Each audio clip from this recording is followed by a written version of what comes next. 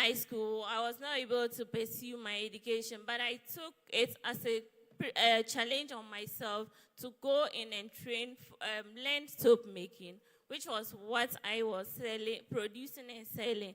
And through this, I was able to employ other young females who are currently supporting their families with their businesses. So I see it a pleasure that there should be an investment in TVET sectors. But for the investment to be done, there should be an opportunity for them to be taken through a 12-year quality education. As an entrepreneur myself, I can say that it is very important to provide opportunities for young women to start their own businesses. But they must first have equipped with quality functional learning and TVET skills. This is why I am excited about the Ghana TVET system, which is to improve productivity of the skilled workforce and raise income earning capacity of young people, especially women. GP also work with partner countries in Africa and across the globe to identify gaps in functional learning and TVET skills, which is why I urge all government and developed partners to prioritize investment in functional learning and TVET. I will also encourage my colleague young people to continue innovatively find solutions towards ensuring more vulnerable groups have access to functional learning and vocational skills. Thank you.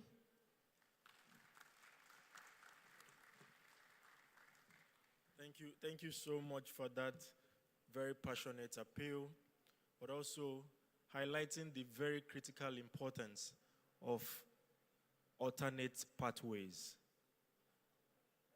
Over time, we've overemphasized on the formal systems while overlooking the magic that TVET can do, not only socioeconomically, but also in terms of sense of dignity, giving young people skills to be able to manage their livelihood, to be able to better their immediate family. We've seen the example from the young leader. And I think that's a message, a key message that we must take forward. Encouraging TVET as indeed a priority. Funding must be adequately addressed in all of those conversations. We must ensure that young people see TVET for what it truly is and not for losers, as some would like to say. Colleagues, it is now my pleasure to invite Dr. Fred Asamoah, who is the Director General of the Commission for TVET in Ghana, to welcome us as the host, and also in his capacity invite the Honorable Minister, Honorable Sajo, to deliver the keynote address. Dr. Fred, please welcome. Thank you.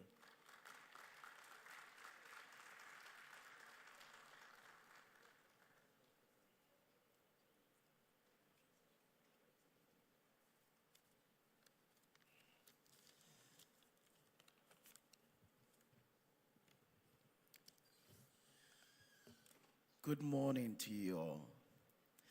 And let me try my French too. Bonjour. Akwaba, as we say in Ghana. Today, I'm more than excited to have you all in Ghana as we celebrate a leap forward in Africa, and also having this first ever African Skills Week. Let me first continue on the existing protocol as set by the Master of Ceremony, and also acknowledge our Honorable Minister from Sierra Leone, Deputy Minister in charge of Education and Technical Education, colleagues on the platform, our development partners, youth reps from Africa, to this Made in Africa Skills Week. For the past 8 years, I've had the opportunity to be traveling to other continents every single year for such an event. And many a times we spend so much resources going to other continents to just being involved in such a week where policy discussions are carried out and we come back for implementation. So today you can imagine how happy I am for the past 8 years and how grateful we are to the African Union Commission for what they've been able to do. This week is not for Ghana, this week is for Africa. And please, can we clap for the African Union Commission?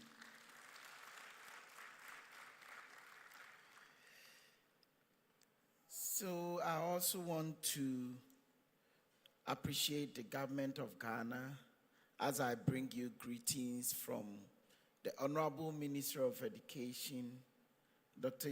Ose Edichum, who is deeply committed to advancing skills development for our youth. And it's on his behalf that I would like to welcome all of you to this Youth Summit at the first event of the Africa Skills Week. I know the official opening ceremony is going to happen tomorrow, but I would like to take this opportunity to welcome all of you to Accra, Ghana. In fact, Ghana is at the center of the world because the Greenwich Meridian passes through Tema, which is just some few kilometers away from here, and we have the equator as well. So, welcome to the center of the world as we organize this first ever African Skills Week. On the theme, Skills and Jobs for the 21st Century, Quality Skills Development for Sustainable Employability in Africa. And today we are focusing on youth skills and jobs for the 21st century. I believe the whole week is for the youth because as we know, Africa has the most youthful population. Now, gentleman talked about the fact that the working population in Africa is going to double. And I know it's going to double from almost 849 million, as we have in 2024, to 100,556 million in 2050. So we have an opportunity to do something before Agenda 2063 because the working population, which is between the ages of 15 and 24, is going to double for Africa. That makes Africa the most critical, strategic, and important continent in the world. And every continent that will want to be successful will have to tap into Africa. And if Africa wants to be a competitor, we will have to have a special focus for our youth, because whether we like it or not, per the projections as studied by the OECD, is going to double. Today, our discussions resonate with the urgent need for transformative pathways that can unlock the immense potential within our young population. We envision a future where African youth is not only armed with theoretical knowledge, but more importantly, with practical skills, soft skills, that will equip them to thrive in this ever-evolving global landscape. Because we all know the fourth industrial revolution is almost ending, and some have already started. And what is Africa doing if our working population is going to double in the next 26 years? Skills development is not merely an educational pursuit. It is a catalyst for personal growth, economic empowerment, and sustainable development. At the forefront of our agenda is the pressing issue of youth unemployment. And we know the youth unemployment in Africa is very high, and it's a challenge that requires our collective effort to address this. And that is why I'd like to applaud the African Union Commission for its focus on skill development for sustainable employability in Africa. Technical and vocational education is a beacon of hope, offering specialized training in sectors across all the economic sectors, which includes agriculture, engineering, hospitality, and the others. By fostering a culture of entrepreneurship and innovation, we aim to transform our young people from job seekers into job creators, thereby contributing to a sustainable economy that strives on creativity and ingenuity of our youth. It took one gentleman to create Facebook. It took one or two gentlemen to create Apple, and it took one gentleman to work as Elon. Our commitment to inclusive growth in Africa and social equity cannot be overstated.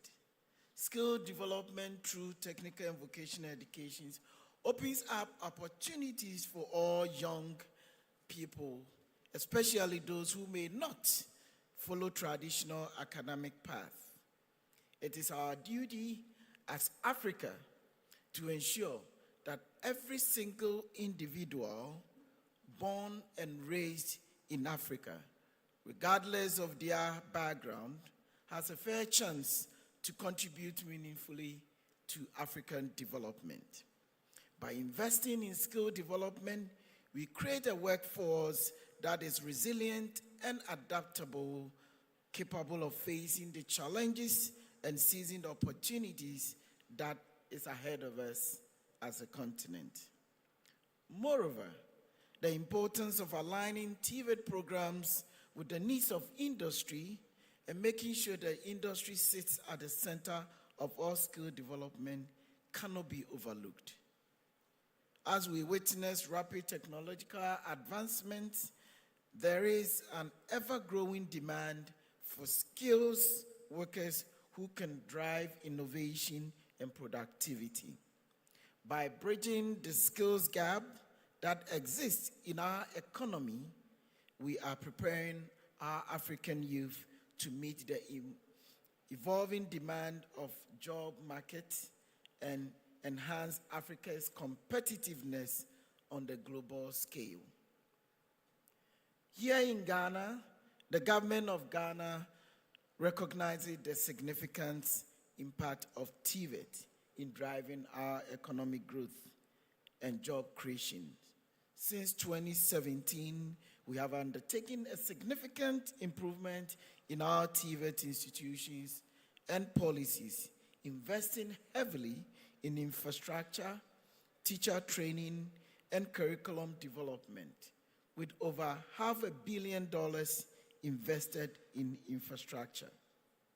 Furthermore, Ghana's Jobs and Skills Project, which is being implemented in collaboration with the World Bank, is one initiative that is aimed at addressing the challenges of unemployment in our nation.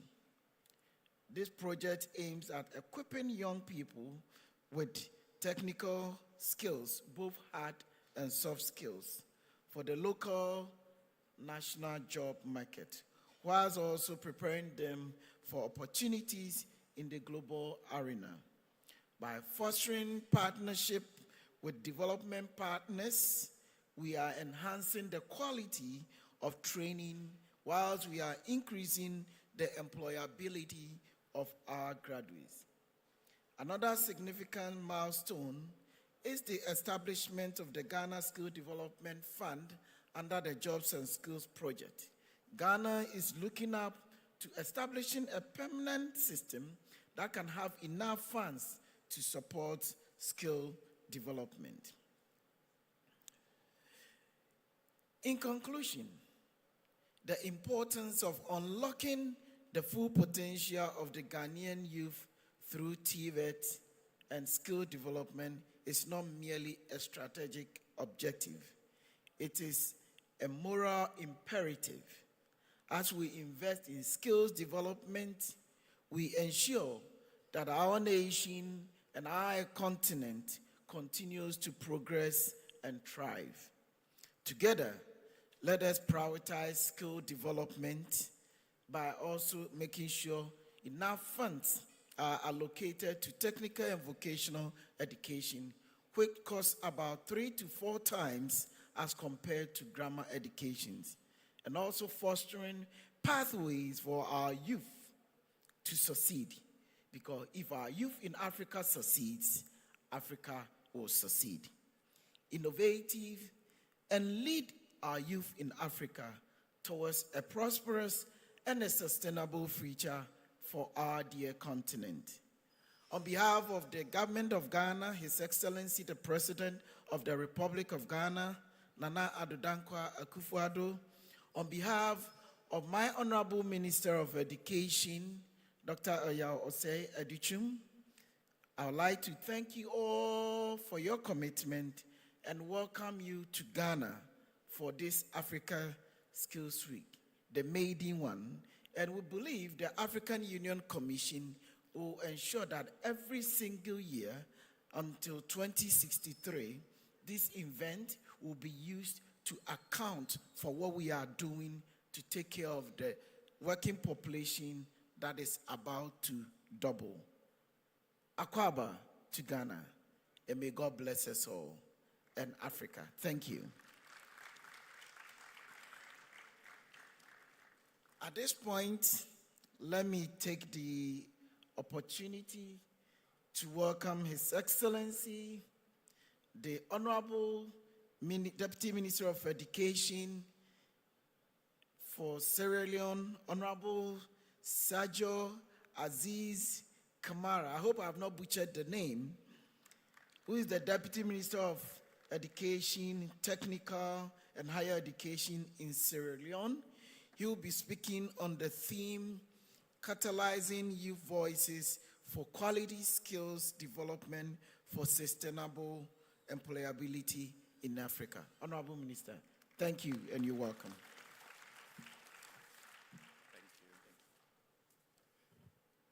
I think it's quite in place for me to say, Midas, my brother, Director of TVET.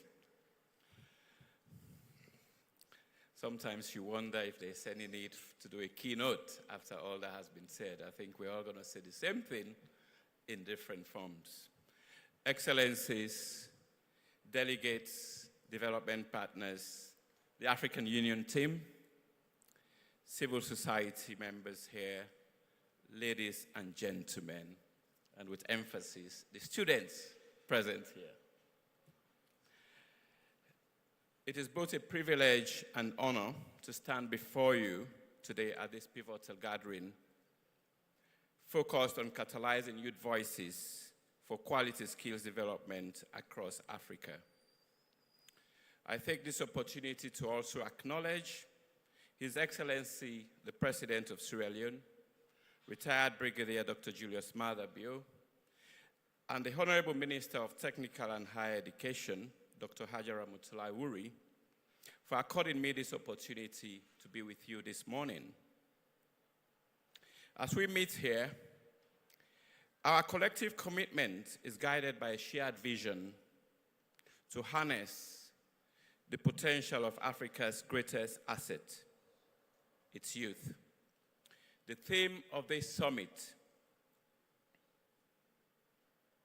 catalyzing youth voices for quality skills development for sustainable employability in Africa, could not be more timely.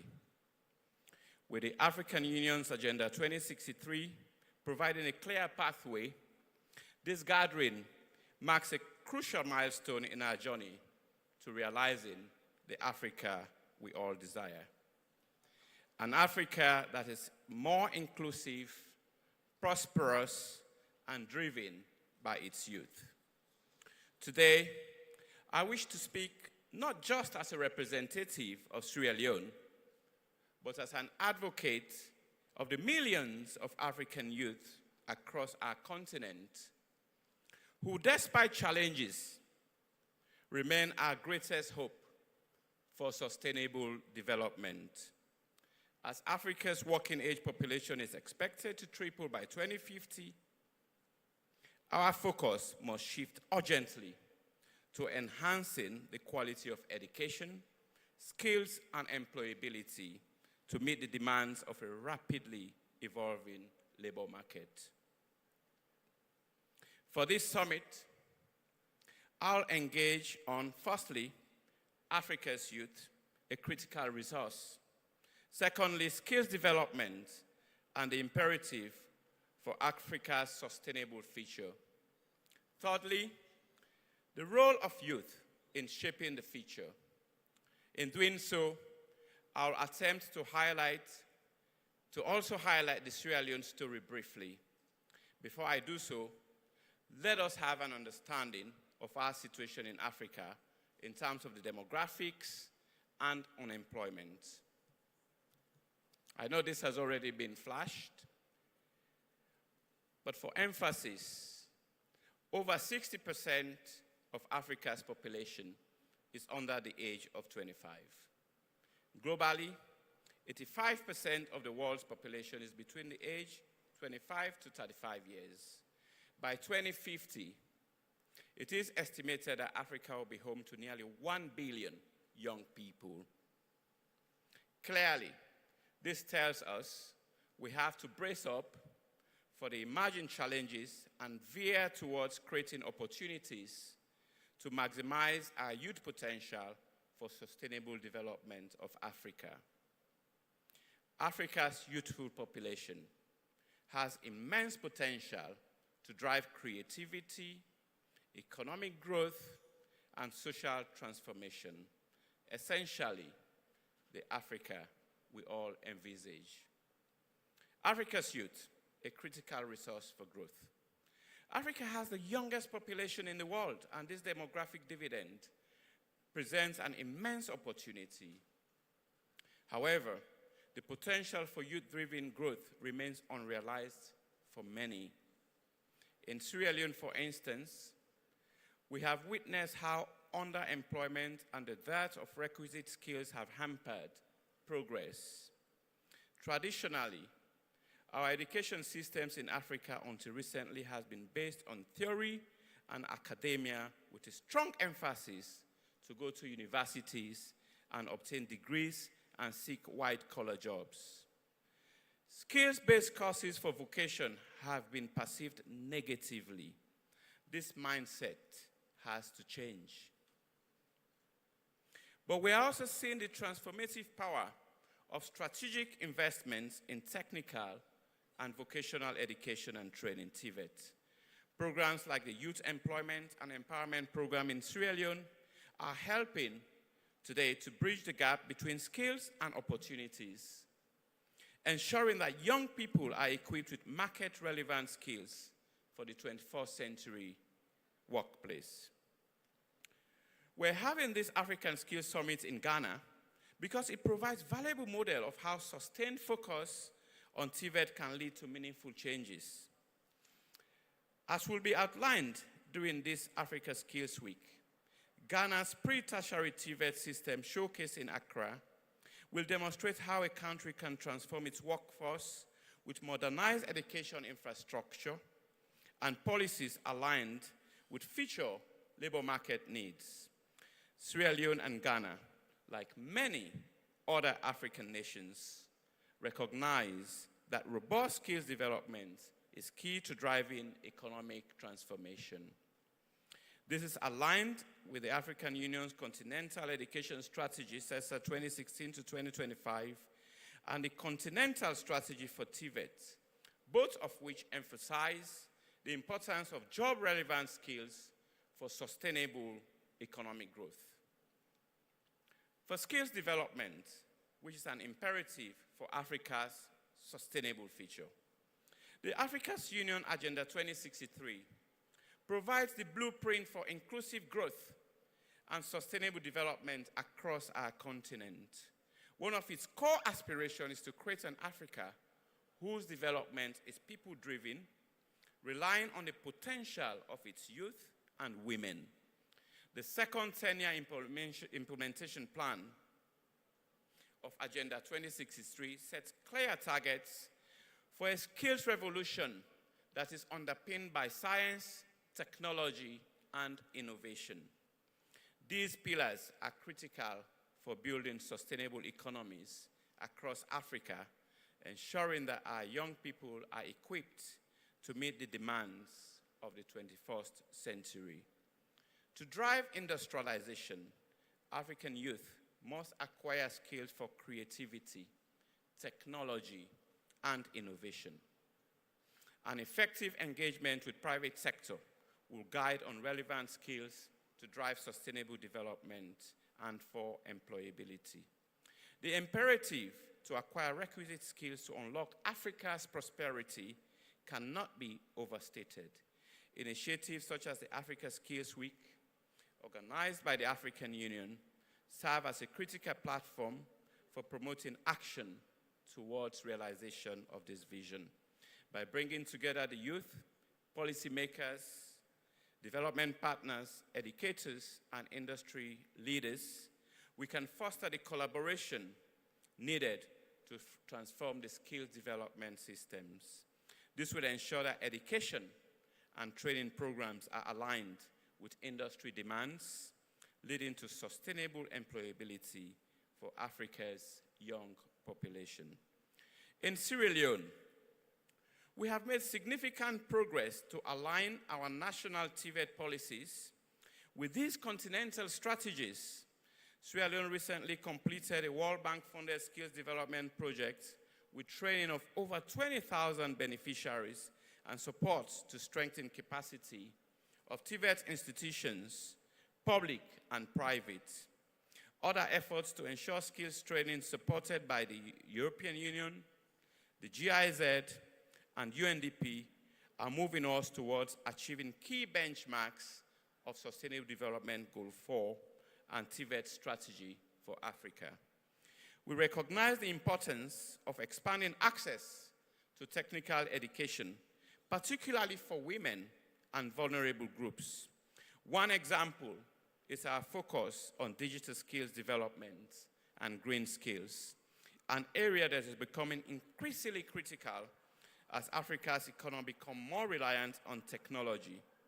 Sierra Leone's National Digital Transformation Strategy is designed to harness the potential of our young population to thrive in the digital economy, reflecting broader African Union objectives. The role of youth in shaping the future of Africa. Our young people must not only be beneficiaries of these programs, but active participants in shaping their future. This is why platforms that amplify youth voices, such as the Youth Summit on Skills at this Africa Skills Week, are so important. Across Africa, youth are proven to be dynamic agents of change, whether through entrepreneurship, technology, or community initiatives. In Sierra Leone, young innovators in agriculture and technology are transforming local industries, proving that with the right support, Africa's youth can lead the continent's economic renewal. To ensure success, we must also prioritize partnerships, Government alone cannot address the skills deficit in Africa. We need a holistic approach that brings together the private sector, civil society, and international partners. By building public-private partnerships, we can create ecosystems where young people are empowered with not only technical skills, but also leadership and entrepreneurial capabilities. In this regard, Ghana's partnership with the International Labour Organization to strengthen its national TVET strategy provides a roadmap for other African nations to follow. There is need for strong political will at continental and national levels for TVET to be relevant and recognized as a critical driver of national development. Sierra Leone has a compelling story driving transformation, and I believe worthy of emulation. Our President, His Excellency retired Brigadier Dr. Julius Maada Bio, has prioritized education and human capital development as a flagship in Sierra Leone. We have maintained political commitment with 22% budgetary allocation to free quality school education. Recently allocated 1% education levy tax to support education transformation. And we are at an advanced stage to establish a trust fund for technical and vocational education and training and higher education. Our commitment in Sierra Leone to education transformation has enhanced our advocacy, with our president recognized as a global champion for education at the UN Transform Education Summit. There is an exponential increase of students advancing to higher education institutions and taking options of TVET. This is a priority in Sierra Leone to develop the middle-level manpower skills and to drive sustainable development. With emphasis on human capital development in 2018, when we assumed government, President Bio created a new Ministry of Technical and Higher Education to promote technical and vocational education and training. As a result, we enacted a new University Act, which led to the establishment of 2 technical universities to emphasize focus on TVET. Currently, we are transforming our government technical institutes across the country to become community colleges for TVET courses. In a similar vein, we are also establishing TVET centers of excellence across the five regions of Sierra Leone. This way, we believe the perception of TVET will be changed, and more people will take it up, and there will be access.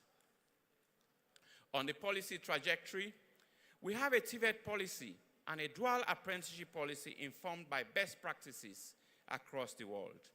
In Sierra Leone, to advance TVET as a driver of sustainable development and job creator, we recently completed a labor market survey and a training needs assessment of 7 economic growth sectors: agriculture, automobile, building and construction, fisheries, hospitality and tourism, manufacturing, and mining and extractives, for evidence-based intervention to support demand-led trainings aligned with the domestic labor market requirements that will be beneficial to all the sectors and the country's development process and agenda.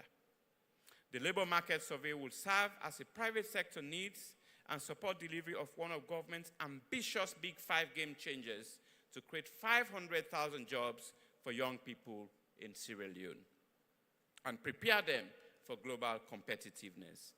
Empowering youths and young women and placing them at the center of policy has been a major agenda of our president, Julius Maada Bio. Intentionally, we have the youngest chief minister in Africa, who is a youth, and who is also the chief innovation officer. That's the status of the prime minister, Dr. David Moina Senge. Other key ministries are headed by young people, such as the Ministry of Agriculture and Food Security, the Ministry of Communication and Technology and Innovation, to name but a few, bringing young people to the center of policy and action. In general, let's ponder, as youth of Africa, do we actively participate in policy formulation that concerns our future aspirations? Do we realize the need for a paradigm shift of our education systems, such as developing curriculum that directly respond to 21st century realities? Do we have opportunities for critical appraisals in the career choices we make to develop ourselves and our continent? How familiar as young people are we with the African Union Agenda 2063, Sustainable Development Goals 2030, and our role therein to contribute to sustainable development and tangible change for the future? As young people, do we take ownership for our shared future as a continent? Many questions can be asked of ourselves for reflection. I leave you young people to ponder. A call to action. As we look towards the future, I hope this Skills Summit, our gathering here, will mark the start of a more concerted effort to place youth at the center of our development agenda. We must continue to advocate for policies that promote quality education and skills training, encourage entrepreneurship and job creation, and ensure access to opportunities in emerging sectors for the 21st century. Africa's youth deserve a future where they are not only employable, but are also empowered to create jobs and innovate in their communities. The Africa we want by 2063 is within reach, but only if we harness the full potential of our young people.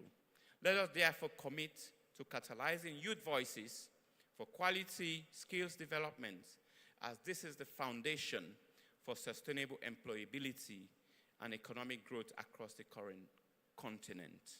On a final note, I encourage youth of Africa to lead from the front to influence the continent on fulfillment of policy commitments by developing strong advocacy network. Our youth deserve better. I thank you.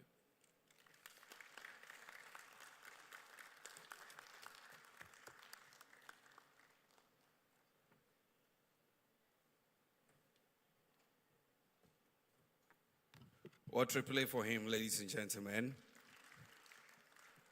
On a final note, our youth deserves better. And I'm excited about the future. I don't know about you, but the stats and everything is favoring our continent. And so we also need to brace ourselves, embrace it, and then take it up, and then prepare adequately for it. If you believe in the future of Africa, let me hear you say yay. Let me hear you say yay, yay. All right, so can we give a big triple A to our panelists here, ladies and gentlemen? A big round of applause for them. We appreciate you, Mrs. Sophia Ashipla. Thank you so much. Mr. Peter Kwesi Koje, we appreciate you. Dr. Fred Che Asamoah, a round of applause for him. Ms. Asima Otahiru, thank you so much. And of course, to our keynote address by His Excellency Honorable Sajo Aziz Kamara. Can we give them a big triple A, ladies and gentlemen? And so I would kindly ask all of us panelists here to please be up together. Let's take a group photo. Sorry about that. Let's take a group photo. Let's come together, take a group photo together. And please be reminded, right after this, we'll go for a quick tea break, a quick coffee break, which has been set up at the entrance there. So please take note. We'll go for a quick coffee break, 15 minutes only, and then we'll be back to start the workshops. So please be reminded, we'll go for a quick coffee break, 15 minutes. We will come back and continue with the rest of the event. And then we have the following workshops coming up. That is conversations among young people on skills and employment for the future. We will have a masterclass on entrepreneurship, masterclass on soft skills and leadership, and a masterclass on digital skills. And so I am very, very excited about this. And then we have a hackathon also coming up later in the day. And then ultimately, we are all coming together to draft the youth and student statement, which is a collaborative action plan for all of us and will serve as an ultimate guide. Ladies and gentlemen, a big round of applause once again for all of our panelists here.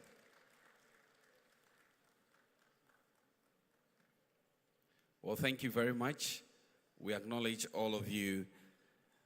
It is time for us to go on coffee break. As announced earlier, it is served right behind all of us. 15 minutes, we'll reconvene here and continue with the rest of the event. Thank you.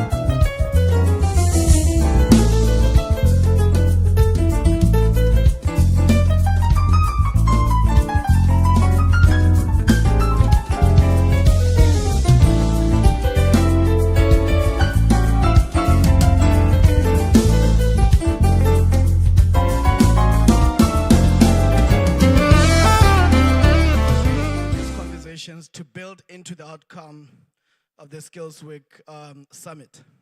So my name is Kiaretswe Alex Khotlaitsile from the African Union, from the Youth Division of the Women, Gender and Youth Directorate. In that regard, I welcome you to today's session. As they say in Ghana, akwaba to all of you. And I'm looking forward to having this conversation.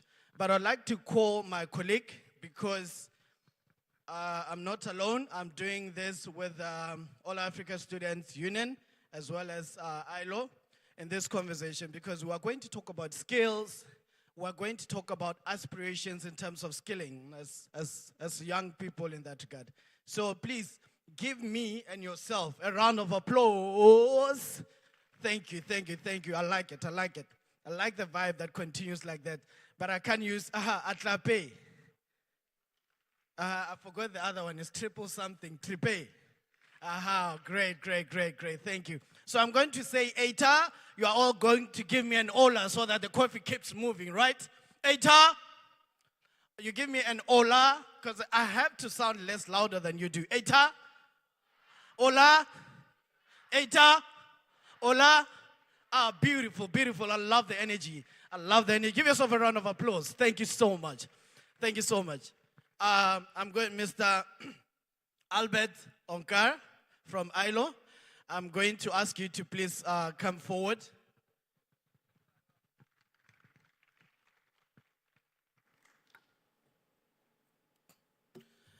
Just to give context to what is going to happen right now is that we had a pre-youth consultation of the Youth Summit in that regard.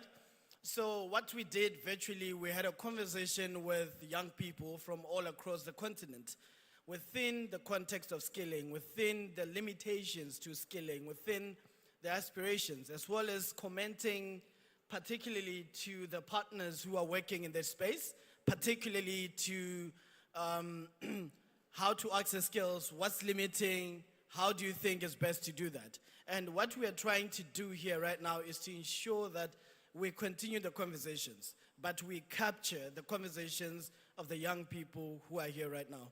So, Mr. Albert, please come give us a bit of a narrative before we start with the conversation. Thank you.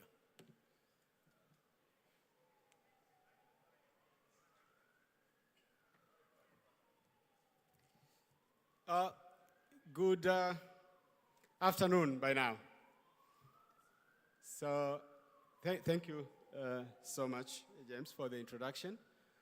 My name is Albert Okal, and I work with the ILO as a skills specialist. Before the conversation begins, I just want to share with you a small reflection. And this reflection is based on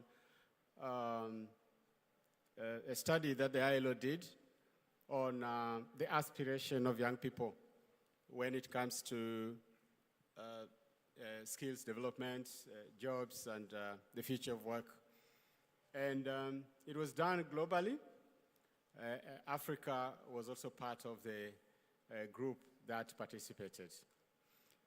The reason why in the ILO we decided to look at the aspiration of young people is because of the same reason.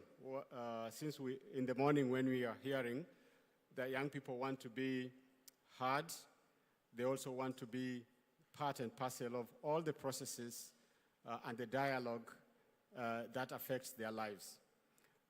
And one of the things that is constantly misunderstood is the aspiration of young people when it comes to skills development and jobs and employment. So it's going to be very short and brief, just to allow the audience, and especially young people, to relate the issues that they've raised during the pre-workshop that they did virtually, and the issues that were also found in this research. And we are going to to provide also a link to the research for those who are interested to know more. So we all understand that the world of work is changing. And the way it is changing, it is affecting young people, I mean all the people actually, be they young or adults. But young people are disproportionately affected because of the numerous disadvantages that they have in the labor market. One of them is that many of them might not have the work experience. Also, many of them might not have the network that is necessary when people are trying to transit from school to the work. So young people hold a special position when it comes to efforts to look for employment, be they wage or self-employment opportunities. And as I said earlier, the one aspect that is always not incorporated in youth employment programs is their aspiration, their wishes. So we end up designing programs, implementing them without taking into consideration the aspiration. So one of the aspirations of young people in Africa is access to training. And I think this is proven by the number of young people in Africa who are not in education, who are not in training, and who are not in employment.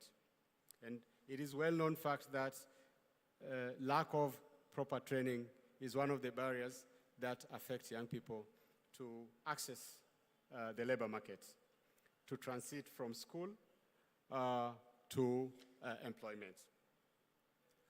Then the other aspect that is also affecting young people is the lack of purpose.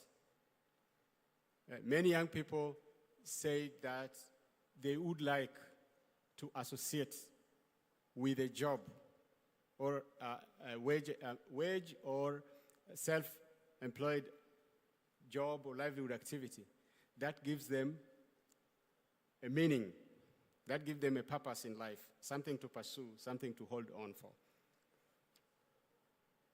And then the other aspect that is also critical, very important, especially for those who got the chance to get training, is lack of work experience. You have heard many times when people say that we have graduates who cannot find jobs. And employers says we need people with experience. So one of the aspirations of young people in Africa is not only access to training, but training that can combine with experience of work so that they understand and gain the competencies that they require to perform the work that they have done. Now, this study also looked at other aspects. One of the aspects that was looked at is the prioritization. So for Africa, because of the socioeconomic dynamics in which we live in, the poverty levels are very high in some sections of the community.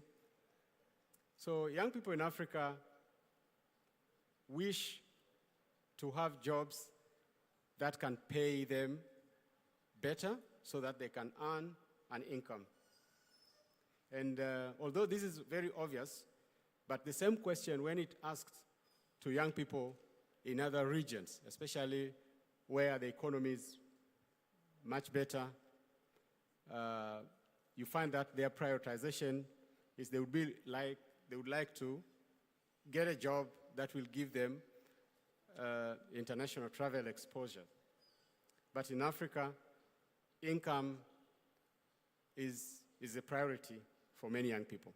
So when we design training programs, what that means is that we should look at whether those training programs can actually help a young person in Africa to get a livelihood and also get an income. We have been told, and we have seen many times, where people attend training only to find that that training is not easily translatable into income-generating activity.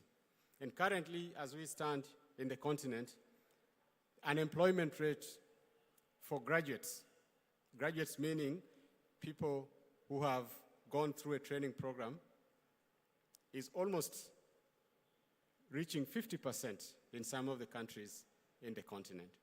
So this makes us think about skills development itself, that it is not just enough to acquire training and skills, but we have to also think whether that training and skills development can actually translate into an income, because that is the priority, and that's actually where the need is.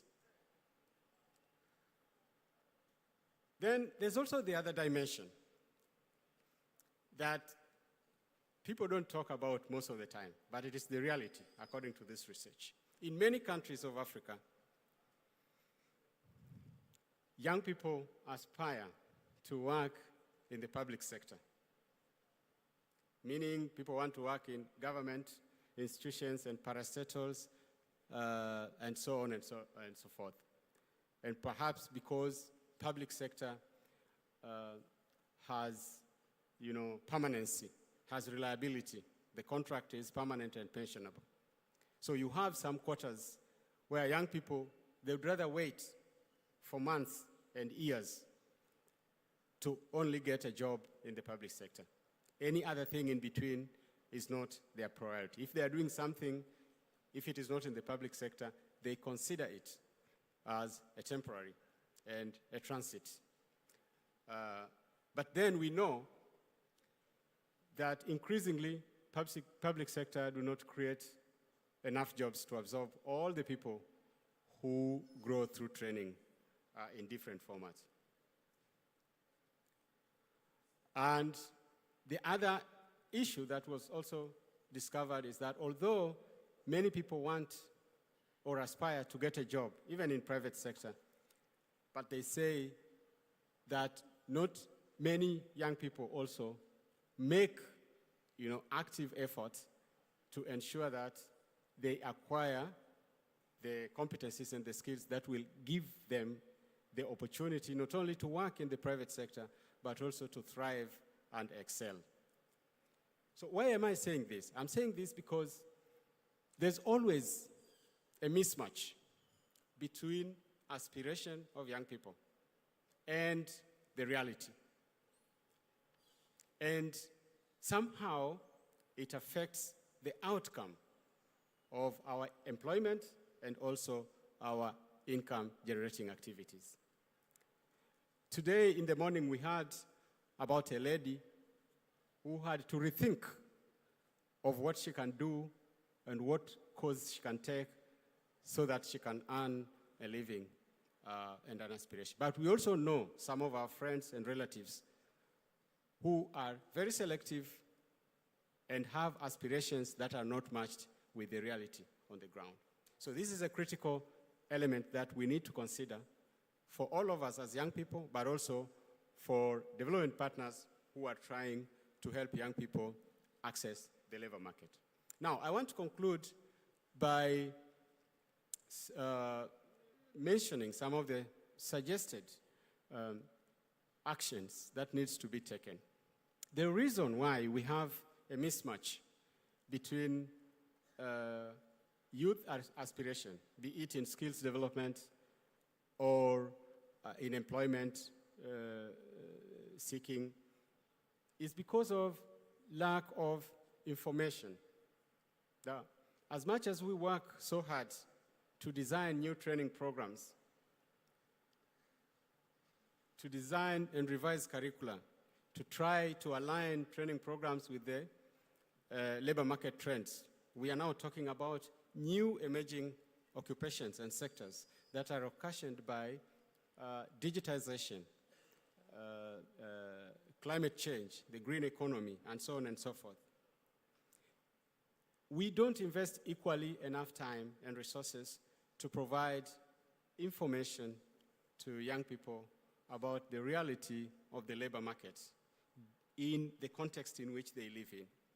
So one suggestion is, as we design these training programs, we should incorporate information, access to information about the reality of the labor market. That will help bridge the gap that exists between the aspiration that young people have and the reality on the labor market that is happening. And then, of course, we need to tailor and mobilize support for training programs that offer young people with work experience. So programs such as apprenticeships, field attachments should be promoted, should be funded more, and partnership for that with private sector need to be strengthened. Because we know from time immemorial that if we do, we understand better. And therefore, training programs should be, as much as possible, embedded with practical experience in a real work environment. And that can help young people, first of all, to appreciate and understand the jobs that they are aspiring for, whether it is difficult, whether it is interesting, they will have a first-hand experience for that.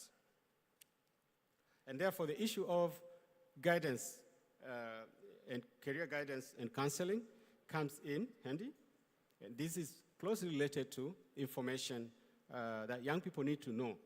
As much as we know that there's a lot of information in the social media and people are following different passion and interest. Some of us, we are following football, others are following fashion and music. We should also have platforms that share the reality in terms of the labor market dynamics. Then the last element that is suggested is opportunity for reskilling and upskilling. And this can help young people to change when they find that the perspective they've been holding, or the qualifications that they have, or the training program that they've taken is really not realistic in terms of the labor market dynamics that exist. Then there should be opportunities for reskilling and upskilling so that they can benefit from the reality on the ground. And some of the partners here have designed and implemented some of these programs effectively. So I wanted just to share with you that this is one of the key issues when we are thinking of or discussing or dialoguing about youth and access to jobs and skills development. Thank you so much. Thank you so much. Like I said, we're going to have a conversation. It's not going to be a high-level panel discussion or so on. It's about gathering your input going forward. So our first conversation is going to start this way. There should be a code. Please get your phone ready so that you can be able to scan a code so that we can set up our conversation on that. Tech team.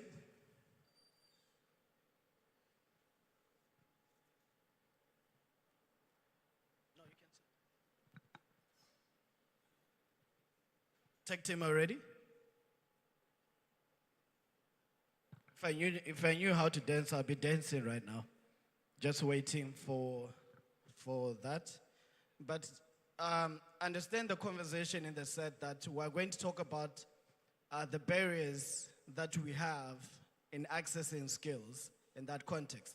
So think about your experiences, think about your neighbors' experiences, think about your cousins' experiences. What were their main barriers to them when they were trying to access skilling in that context? Also, look at it from urban versus rural. Look at it from a gender perspective in that way, so that when we converse and you share. For example, I'm going to start with you, sitting in front, to just say, can you share what is the barrier? I have my colleagues who are writing down, while we're waiting for the tech team, who are writing down this conversation. I don't know if it's luck or unlucky, but you're sitting in front. What are the barriers on your context in accessing skills?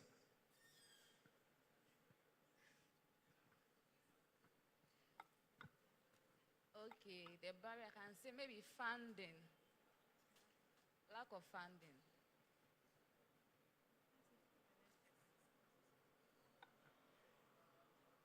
Lack of funding? Oh, there we go. Lack of funding, you can give to the next person.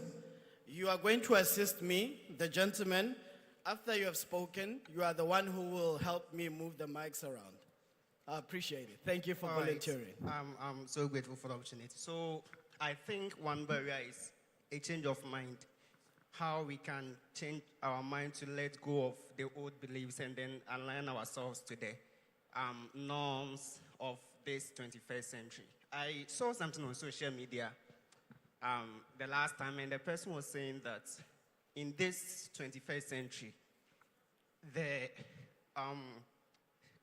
if we say literacy, it is not only for those who cannot read and write, it is also for those who cannot learn, unlearn, and then relearn. Now, before we can learn, we just need to find ourselves information, as what Sir rightly said earlier on. So we need to get for ourselves information and then align ourselves to the norms of this 21st century. I think that's one of the ways to go. All right. Thank you very much. Thank you So very next much. Can you please stand on this side with your mic?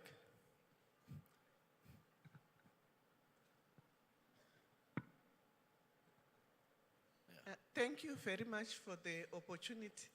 My name is Dr. Violet Makuku. I'm the director for the Global Quality Assurance Association. So for me, I see a number of issues which are barriers to acquisition of skills. I think our youth have got certain priorities in terms of what they want to do, like something easy, something clean. Because right now I'm asking myself, is it that there's nothing that they can do? I think there is. Agriculture and TVET, but they don't want things that take their energy where they are outside the ACs and so on. They want these white-collar jobs. So just like you said, changing the mindset. People are living good because of agriculture. And so if you don't have anything to do, why now are you even selecting that you want this, you don't want this? It's because somebody is feeding you. If there was nothing like that, you would go for anything. Let's have you, the youth. Thank you. Thank you so much. Thank you. Sorry, the other mic. Can you give to the gentleman, the other mic, so that he can help on the side? I'm going to limit every input to a minute. So when I do this, that means we'll have to stop. Thank you so much. Thank you, moderator, and thank you, Mr. Albert from ILO. My name is Professor Diauddin Bashir Hassan from National Board for Technical Education, Nigeria. I represent the board that regulates TVET activities in tertiary institutions outside the purview of the university, both the formal and informal. I just want to align myself with what Mr. Albert said regarding skills and upskilling and the rest.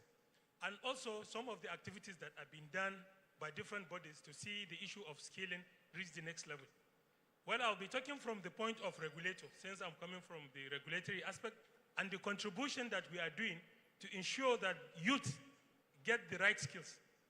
In this direction, a number of things have been done in Nigeria, especially by our agency. As I said, we regulate the TVET activities. One of the activities we do is the review of the curricula. If you notice, generally curricula is supposed to be 30 reviewed. 30 seconds. Anyway, for such discussion, I think it cannot be limited with 1 minute. Maybe along the line of discussion, we will talk about it. But I'm going to talk about very, very important things that we are doing, and the youth need to understand it. And not only the youth, other countries can emulate from the contribution of Nigeria towards ensuring that youth get the right skills. So when such discussion come on such platform, you don't limit it to 1 minute. Thank you. Let's give him an attrape. Thank you so much. I can also see a show of hand on the other side, just so that Should we are having... Should we come in now? No, please, go ahead. Okay, so my name is Edwin. I work with the Global Partnership for Education. one of the major problems we've had is, have you seen the numbers in terms of the number of kids that are between 6 and 10 years old that cannot read the ABC? Not in English, not in their language. We are in the 21st century where communication is key. How do you train people when they can't even communicate? That's number one. It doesn't have to be in English, I mean in their local languages. And so, if you're talking about during the colonial era where Africans are being trained to be hewers of wood and fetchers of water and to be breaking in the mines and to be harvesting and laborers, that is a different era. We are in the 21st century. For you to be relevant, you need to work in high-tech skills. Otherwise, you will continue to be at the base of the social pyramid. And as such, foundational learning, which is basic literacy, is critical to be able to learn high-tech or high-value skills. And I think the ILO have really, talked about many of the things that we wanted to highlight.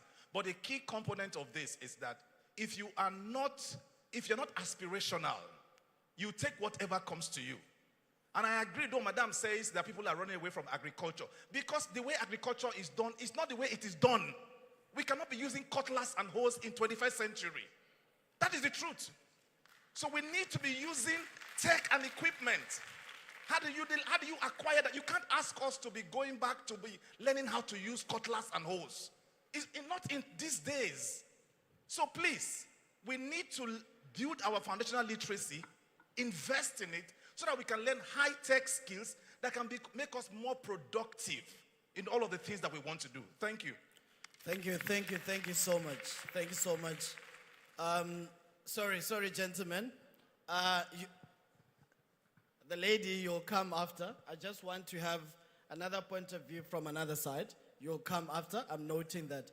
And also, that is a very good point made, because if for example, we usually say it is best to actually impact when the person is still young, and that's grassroots.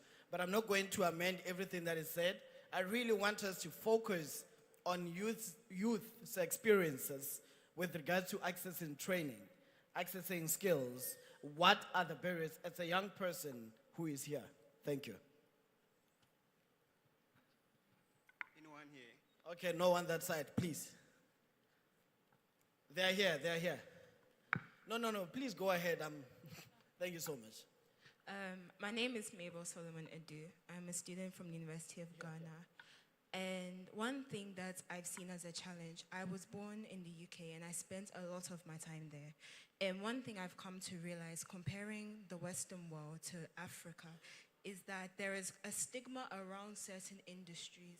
If we take maybe the drama industry or the music industry or the fashion industry, there's this sort of stigma around the leaders or the people in that industry. So more people are driven towards the white-collar jobs like the lawyers, the doctors, the businessmen, and it's not a good impression that we should have as youth, because youth have so many different passions and dreams. And what's the point of getting into a career which you don't have a passion for? And people are being pushed to do jobs as a doctor, as a lawyer, as all of these other industries which don't make them happy. And I, for one, have been a victim of that. When I was younger, initially I wanted to be a writer. But the stigma that I had from my family diverted me to something else entirely. But while I have diverted, and I am proud of the course which I'm leading right now because it is in line with what I want to do, I've now learned that doing what makes you happy should come first and not what society spells out to be successful. You can be a fashion designer and be successful. Look at Louis Vuitton, look at Gucci, look at all of these brands. They did what made them happy and they're successful. So the whole stigma and the whole like, oh, I want to be a dancer, then you get shut down. It should stop because it limits the person from activating or to learn skills which would actually make them happy. What's the point of doing a 9 to 5 if you have no joy waking up in the morning? Thank you very much. Yes, in the middle. Thank you so much for that intervention in the middle. Okay, I'm Sandra Isob. Please put it closer. Yeah, thank you. Okay, I'm Sandra Isob, a recent graduate from the University of Professional Studies Accra and a delegate from ASU. So I would say one of the barriers is getting the right information about the skills we have now. Transitioning from the secondary school to the tertiary sector, we were not provided with the information about the skills. So we wake up, we buy the university form, just choose the course and attend with the idea or the perspective that when I'm done, I'll be able to land this kind of job. And at the end of the day, because at the end of the day, everybody wants to be successful. So when you see someone wearing a suit, a tie, in a nice car or something, you would want to try and follow that path and become like that person. But the available skills we have now, after acquiring the skills, we are not taught how to transition from learning the skill and actually applying that skill. How do we apply that skill? Because at the end of the day, we want to become successful. So if after learning the skill and I'm not being able to transition from learning the skill to applying it in the real life experience, then learning the skill would be kept back door and we would all chase for the white collar job, as Doctor said. Thank you.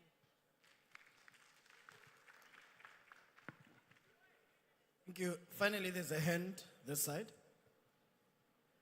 Thank you for that point. Speak since you're already standing up. There's already a hand that side as well. Please. Thank you.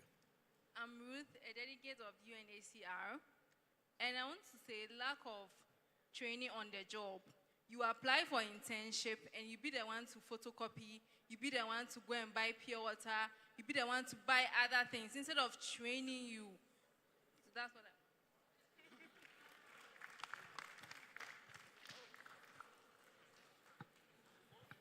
I hope those in the mentorship space are really listening to this element of the experiences of young people trying to move from unit to work. I'm going to have to, gentlemen, I'm going to have to hold you for a moment just for him to speak, then you'll come through. And then we can move to the next section, but still in the same conversation. But I'm also looking forward to hear what you're about to say, because you looked excited. Hello, so I'm Philemon Frimpong from the University of Ghana. So I think one obstacle facing the youth is the parental barrier, where I want to become I want to be in agriculture, but my parents want me to be a doctor. So at the end of the day, if I want to become an agriculture or something, I cannot become, because at the end of the day, my parents are the ones supporting me financially. So because of this, I cannot achieve that dream that I want to become due to my parents, because it all boils down to the ones taking care of you, and their decision is final. Although sometimes you can argue with them, but they are the ones giving you the money, and without their support, you cannot do anything. Thank you.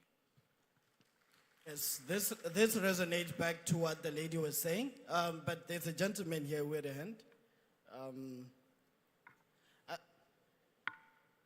The person sitting at the far back, was that a hand or a question? Okay, please. Thank you, Alex. My name is Jeff Tay. I work for UNICEF. Two critical elements for me. The first one is to acknowledge first is that our young people are all skilled. They are all skilled. There are two things that I think we need to take into consideration.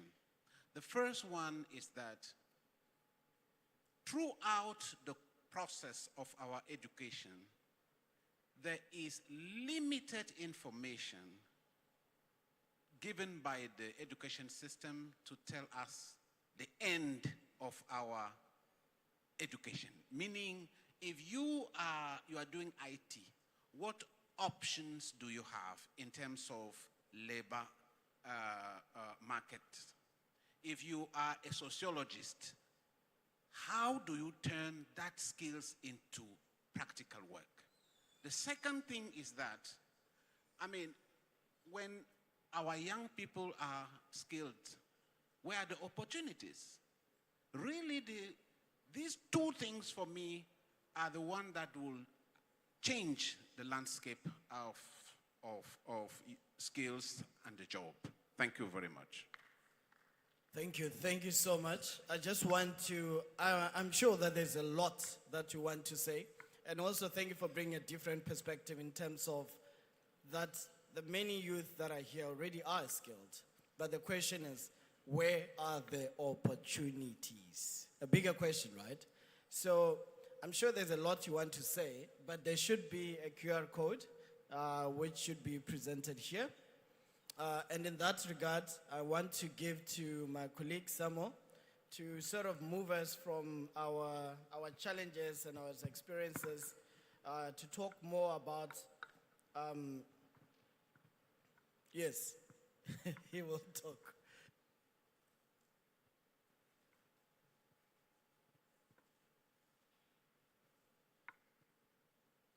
Hello. Okay. Good afternoon, colleagues. So, as Alex has indicated, we'll be moving into the next session. And I think that a lot of ideas have already been shared in terms of what we perceive the challenges are concerning accessing skill development within the continent. Now, prior to the in-person event, we had similarly done a couple of engagements, that is youth consultations. And quite interestingly, some of the things that you've mentioned were also mentioned by the other colleagues that participated online. So in a brief moment, I just wanted to ask to do a quick exercise that the Mentimeter would be coming up. I just want you to pick your phones and then type menti.com.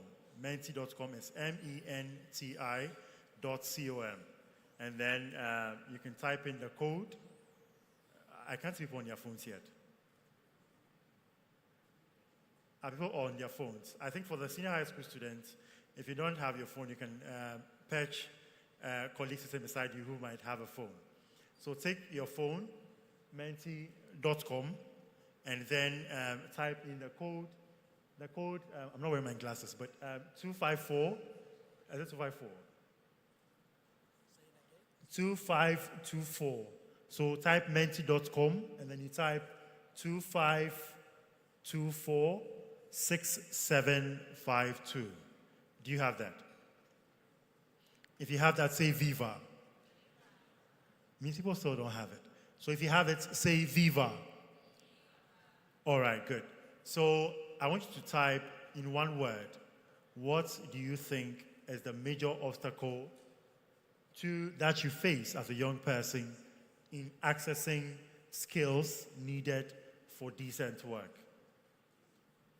So in Ethiopia, we say that if you go to Ethiopia, you are set back no matter what your age is, you are a young person automatically. So we'll adopt that assertion here that if you're also here in this room, you are automatically a young person. So we want you to just take your phone and then in one or two words indicate what the obstacles are in terms for you in terms of skills needed for decent work. I see stigma, I see opportunities, mentorship, finance, accessibility, curriculum relevance, and the lack of training. So I'll just yield the floor. I mean, after we've had about 30 seconds go at this, I'll yield the floor to 5 colleagues to now indicate why perhaps they had indicated on the floor. Yeah, 2 colleagues perhaps to indicate why they selected. Okay, good. We have quite some good responses. So access, outdated training, the relevance of training, information, lack of proper training. Now, whilst we're having a go at this, could 2 colleagues volunteer to tell us why they indicated what they have indicated? Anyone wants to take the floor? Okay, so I have the 2 colleagues over here. So you mention your name, your organization, and then you can go ahead to speak. Good morning. My name is Grace Bogri. I'm representative of UNHCR. I'm also an Amaro Coalition Fellow and CEO of Achekela Restaurant.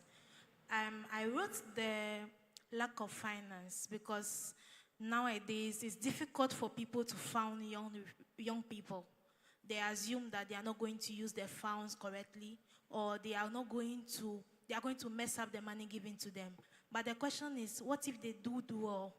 What if they do build their career with these finances? So we talk about trainings, we talk about helping people, we talk about giving them the skills. What happens after the skills? Because I'm not going to work for someone for my whole life. I want to be able to get funds, build my business or build my NGO, and create other opportunities for other youth people as well. So where comes the finance? How do we get help? That's how. Thank you. Right, so I picked two things from there, in essence of the financing bit and also the relevance of the training to your context, isn't it? All right, perfect. The next lady, please. Okay, thank you. My name is Sophia Lenga. I delegate from UNAC. What's your name again? Sophia Lenga. Sophia, all right. All right. Mine, I don't even know whether it should be a question, but I think it should be more of a proposal. I am a beautician, a mastercraft person, and I train as well. But one of the things I would love or wish for our younger generation to have when it comes to training is the duration we are having during the trainings. For example, as a vocational person, you're doing makeups, braiding, or any other vocational training, and then you spend like 4 years, and inside the 4 years, it's like you just had 1 year of intensive training, and the rest you just be doing, like my colleague said, go and buy this, go and do this, wash your madam clothes and all that. I feel like all these things should stop, and once we are going for a vocational training, we need to focus on the training that we are going for, so that if you have 1 year to finish, you have like 6 months for intensive training and then 6 months for internship for you to be qualified, because I don't believe any organization here would love to employ someone who doesn't have an experience. And it's so sad that, and also the other one I want to say is that you go to an organization and you're willing to learn, even if you know nothing about the company. I believe the company has their way of doing things. Now, instead of them to train the new vacancy, they rather reject you because you don't have the experience. Right. So I would love that, even if the person doesn't have what you're looking for, but at least look at the willing heart that the person have, train the person, and I believe within time, the person will be okay with what you're doing. Thank you. Right, thank you so much, Sophia. Sophia is telling us, mentors, employers, and bosses, when we come to you, stop sending us to go and buy food for you.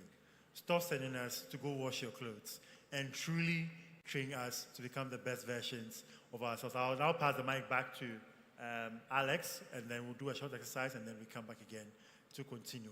But before we do, I'm being prompted that there's a bit of a comment that would allow at the back, my lady, you have the floor.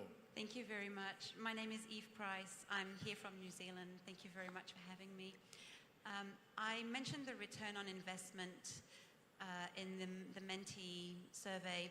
And what I mean by that is I think our youth are not seeing the return on investment in gaining further education anymore. The social contract is a little bit broken. What used to be an investment in your own future is now no longer seen as that, because we're seeing the overwhelming statistics in unemployment and indeed underemployment. So I think people are wondering what is the point, and that really needs to change for us to leverage the full potential of youth, not only in Africa but around the world. And that is leading to a real decreased motivation of our youth and a disengagement in education as well as in employment. And I think part of that disengagement was outlined by Ms. Sophia just before me. The duration of training is no longer reflective of the realities and is based on very outdated constructs. Thank you. Thank you so much. Thank you so much for that intervention, ensuring that we have return on investment in terms of the inputs that we make into skills training. Now, I want to give the very last bite to Dr. Makuku. Doc, you have the floor.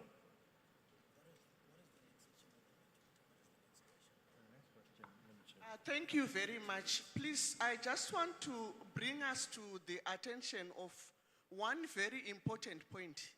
We are not just talking about the general education. Can we zero down into TVET and skills? Is it not what we want to resolve and see how our youth can be involved So please, let's zero down into that. Those skills in TVET, whatever we are talking about, let's link it up so that we can paint a good picture, even to inspire the youth and to make it attractive for them to go into this agriculture, welding, drama, and so on. I think that's one of the key issues which we are into. Are we not? Thank you.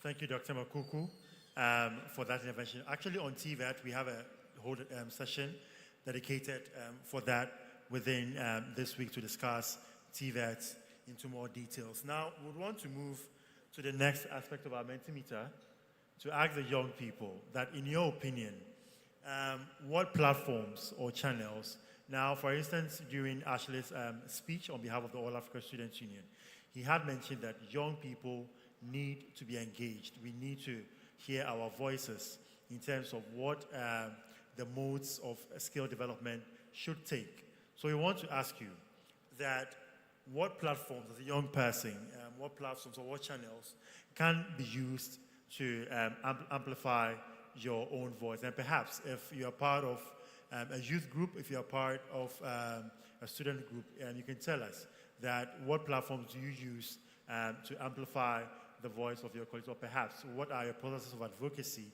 and how do you do that? You can either take the mic if you want to speak, or perhaps you can just similarly in the Mentimeter, if that can also come up on answering what platforms or channels can be used to amplify youth voices.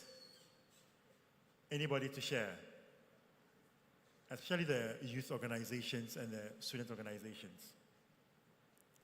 Or perhaps I'll be compelled. Technical team, can you please help us move the Mentimeter to the next question? No, not this one, the next one. Yes, this is it. So the same code, 25246762. And then you can make your inputs. Otherwise, if you want to take the floor to speak, you can do so.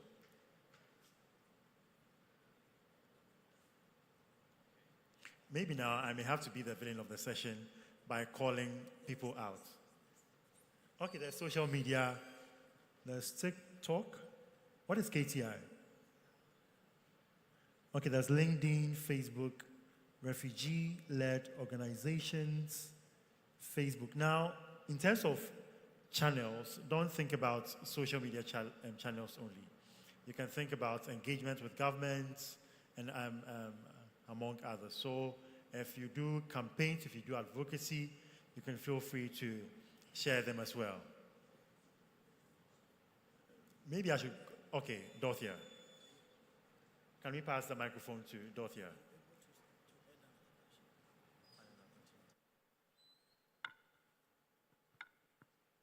Thank you.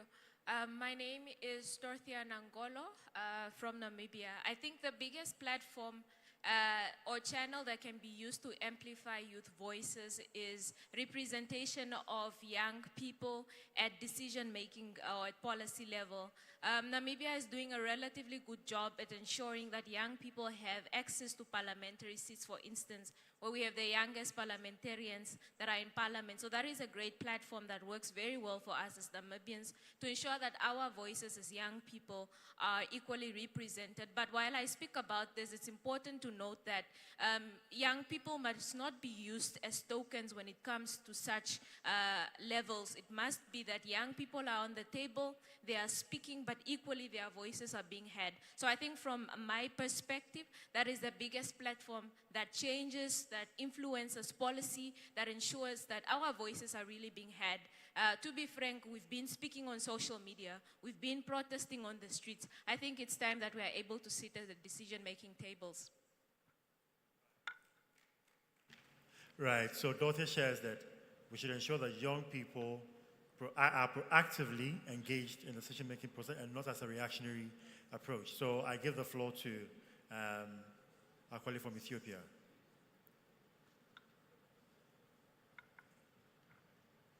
Okay, thank you very much. I'm Oli from BIA, All Africa Students Union, representative at East Africa and the Africa Union. So in our perspective, we will use Facebook. Facebook is the best one in Ethiopia parameter since activity is gone well on Facebook. So the many more protests have been done.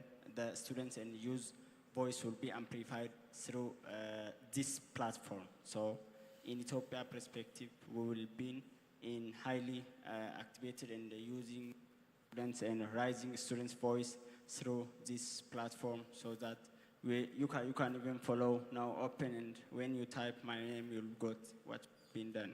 So thank you very much. Right, thank you, Oli. So we pass the mic to Ashley, and then we go to the lady, my lady in black. Ashley, in front.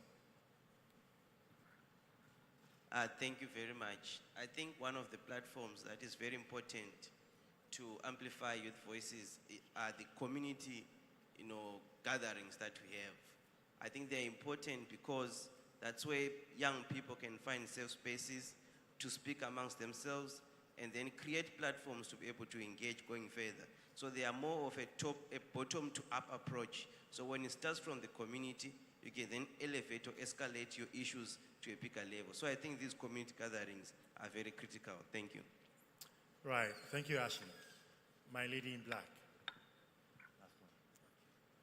We can also amplify our voices through debates, organized debates, and open forums where the relevant stakeholders are invited to also come and see for themselves what the youth have to say during the debates, and also open forums can also help. Perfection. Now, I mean, she draws my attention to something that happened sometime last year in Denmark. We had a very interesting conversation where it was the youth speaking, and similarly, we had in the audience senior colleagues from UNESCO, high level, and they were not there to speak, but they were there just to listen to the young people, debate and talk about the issues that are most critical to them. And these were young people that were coming from different backgrounds to share their experiences, and it was truly meaningful. So thank you for sharing that as well. We'll go lastly to my gentleman here, and then we go to look into what specifically your vision is for skill development on the continent. Thank you. First, I have to protest because I'm being discriminated, not as a the affirmative action, but because I appear young. But I think you said that everybody here must regard himself or herself as a young person. Well, that's fine. I think the conversation is really on the right track.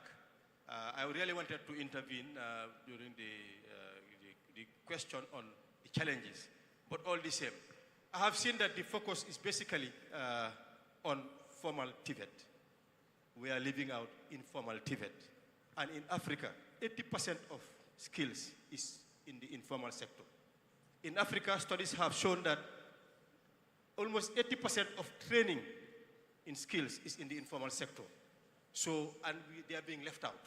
In fact, that's the reason why my organization was born. SASASNet is a continental organization that is trying to format the informal sector, apprenticeship.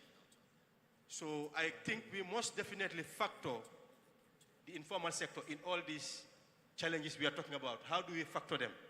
What are the platforms that we should use, the challenge that we should use to ensure that their needs are known and addressed? But the challenge in Africa, well, I had a speaker talking about technology. That's fine. But technology for who? High tech. Is it for young people in the formal setup? And that's the challenge. I think somebody mentioned it here. The challenge that Africa is facing, that there are so many young people who have been churned out by the formal system. But they are unemployed because we don't need them. The system does not need them. Not we don't need them, but system is so saturated that they are not needed.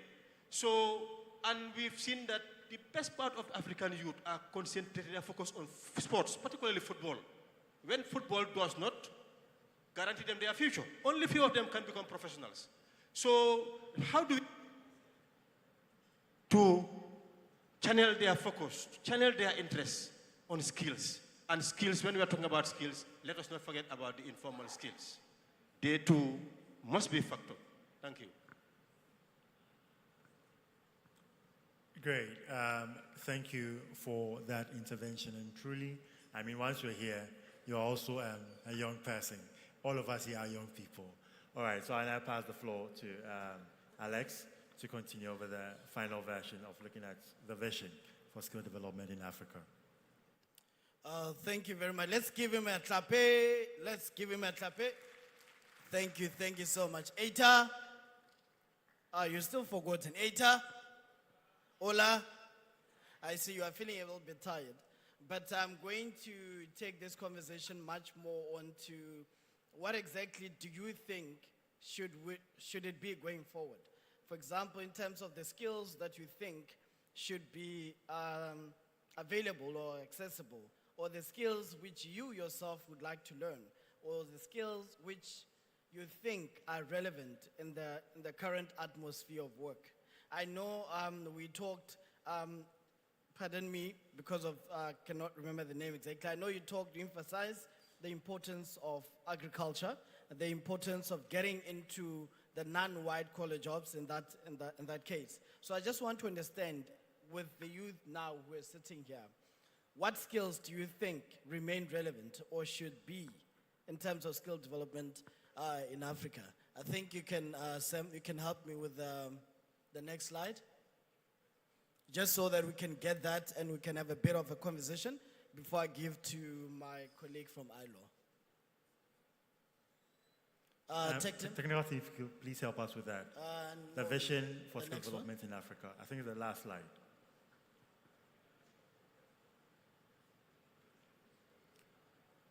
The very last one. Please refresh.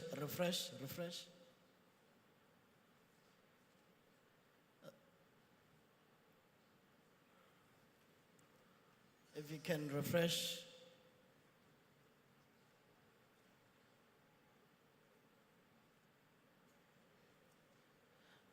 Okay.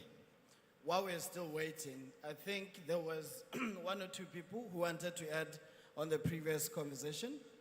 Before we move into this one and close up, there's a gentleman right there, please.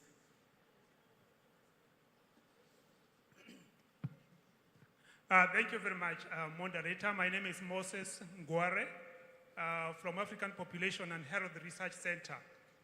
For me, I want to be a little bit provocative because I'm a senior youth, but of course I'm feeling like a young person here. 40 years ago, we had the similar conversation, and I can tell you when I was the youth, these same things were happening. The kind of conversation that we are having was also happening. But there is one thing that has not changed, and it remains.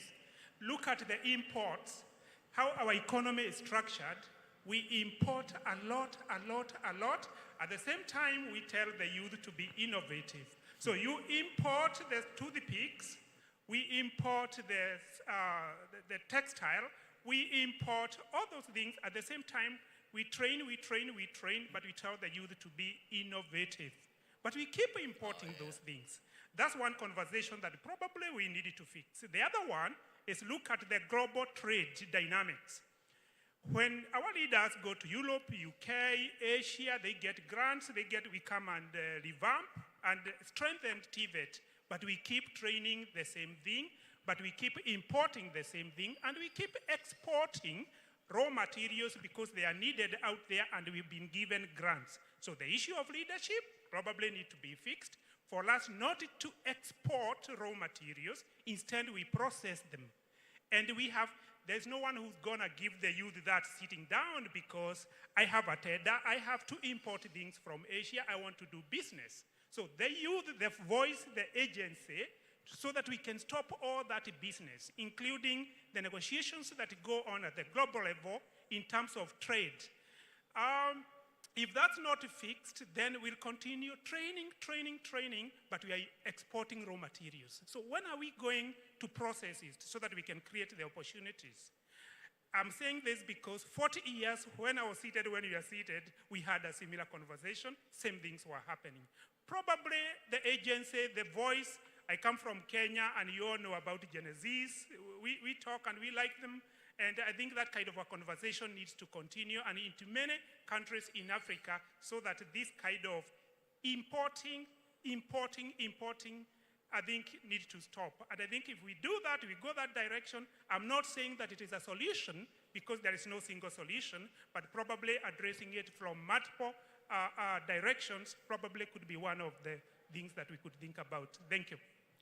Thank you so much. Thank you so much. Thank you. We are moving to this conversation now about the future. But before that, I think you made a very important point of how do we absorb youth skills into our economy, into being part of the economy, into if it's industrialization, if it's manufacturing, how then do we ensure that? And I think this can also be a conversation that will be next in terms of the TVET conversation on that end also. But now we are moving, I just want somebody else to add to what they already added here in terms of future skills. What are the skills that you think should be relevant or remain relevant? I understand Samuel defined youth in a certain concept, which I won't differ much, but I really want that to still continue in that context that he defined it so that we can all have different inputs. So we can continue. Anyone else who had just put a comment here and wants to say? Thank you. Okay. My name is Augustina, Project Manager for Technical Education for Communities and from Cummins Inc. What is my vision of the skills development? Realize that maybe in Ghana they might be having free education, so you might think the skills, acquiring a skill is not expensive. But what about the other countries? I want a skill that is affordable. I want a skill that when any child or any youth want to acquire a skill, he or she can afford. Families will be able to afford. For instance, if I want to go into technology, it's not a small fee. I need to pay a lot to get the right skills. But then if I get it at a very cheap rate, I can't be able to get engaged in it. I've had students which I engage and they keep telling me, I can't do this particular skills, even though I have the passion, but because my parents or my family cannot afford. So what is my vision? It should be affordable for everybody. Thank you. Thank you very much. There's a gentleman sitting here. The context of affordability is very important because I think that is the first conversation that was raised in terms of how, when you cannot afford it, and it's your parent who can afford it, therefore they sort of shift you to what they want you to study. So affordability becomes very, very important. Yes, thank you. 30 seconds, and the gentleman behind you after that, so that we can move to that side. Thank you very much. My name is Harrington Chibanda. I'm Executive Director, Zambia Federation of Employers. I've heard and listened to the cries of the youth and everyone else who has spoken. And we are being asked the question of what skills should we need. I think that we may even be making a mistake if we are saying what skills do we need. We should be asking industry. We should be engaging industry. And this is where we have gotten it wrong. There is little or no collaboration between training institutions, between the training authorities and the industry. Industry is not coming forth to give us their skills and patience. How are they projecting expansion of their businesses? What are the future skills?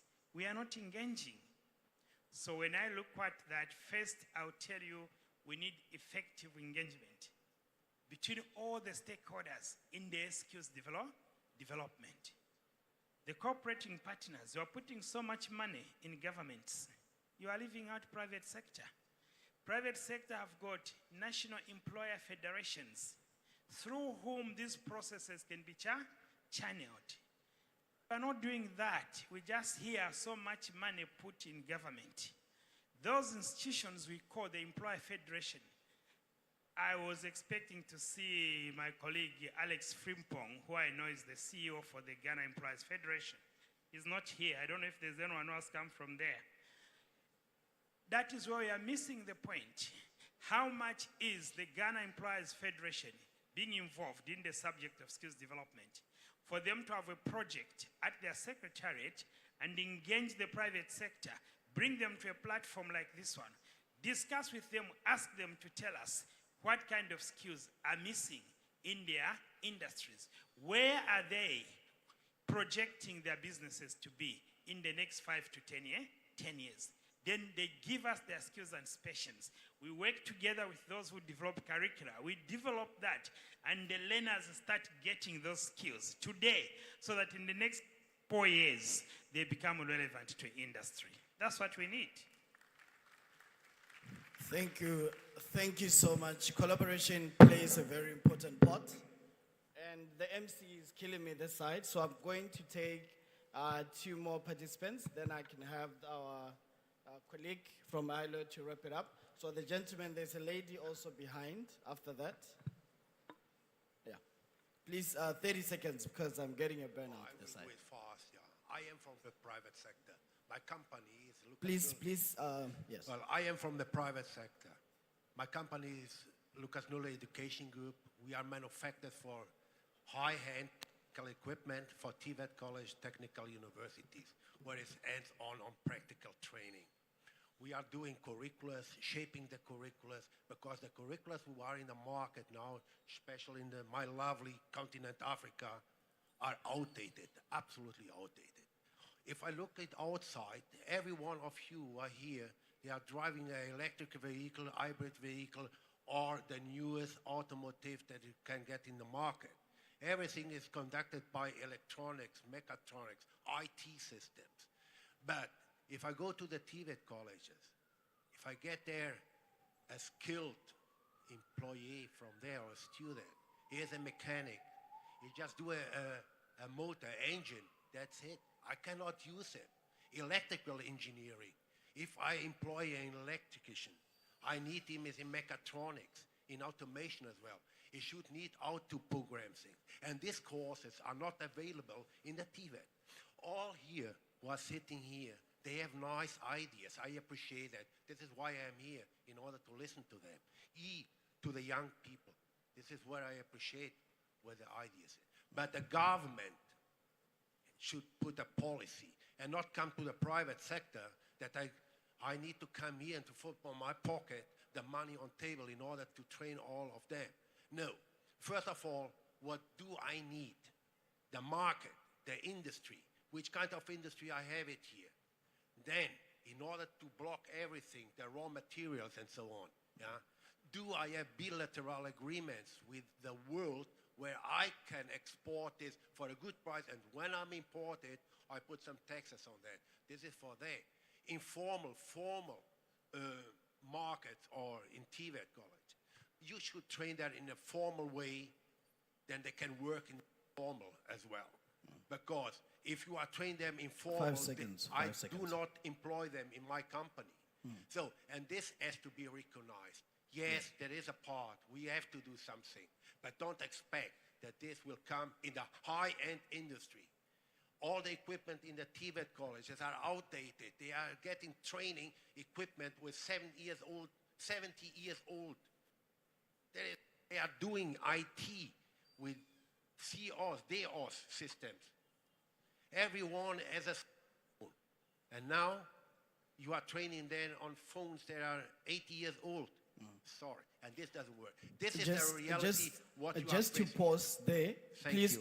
don't stop. I just want to, for example, there are young people sitting here. Can you kind of, in a small section, tell us what, if they want to get into the space you're working in, what should they study? For example, just give a short job description in terms of skills. A job description, I would like to have an employee who is multifunctional. If I describe the job, I will not describe the job here. I would like to have someone who is multifunctional, yeah, and do several jobs on their own. I do several jobs as well. So, and you have to work for what you want to. You have to invest on yourself. If you don't invest and waiting that other ones are investing on you, doesn't work. If there are no funds, the government should put a system there where they can get a loan, and when they start to work, they repay it back without interests. Yeah? And this is how it should work. Otherwise, you have to invest in your future. If you are only complaining and saying, I don't get this, I don't get that, and then, no, there are systems where you can do it. And Thank if you. I would like to invest and do it, then come to us. Thank you so much. The last person, the lady at the back. No, there was a lady behind with her hand at the back. There.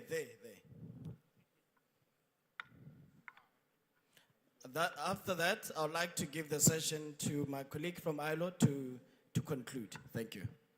Thank you so much. I work for FAWE, Forum for African Women Educationalists. And I tend to agree with the two earlier speakers about mismatch in our curriculum. What is the demand of the industry and then supply? We realize that there's a demand for skills, but the supply is not there. There's a research that is being done in Ghana that shows that there are a lot of industries looking for demand for skills, but they don't get it. So a lot of our youth are unemployed because the skill demand is limited in the system. When we are looking for skills, we go outside either Ghana or Africa to look for skills to work for us. I think this should be the vision for the youth, to just look at the mismatch of our curriculum in terms of TVET and STEM-related programs. Thank you very much.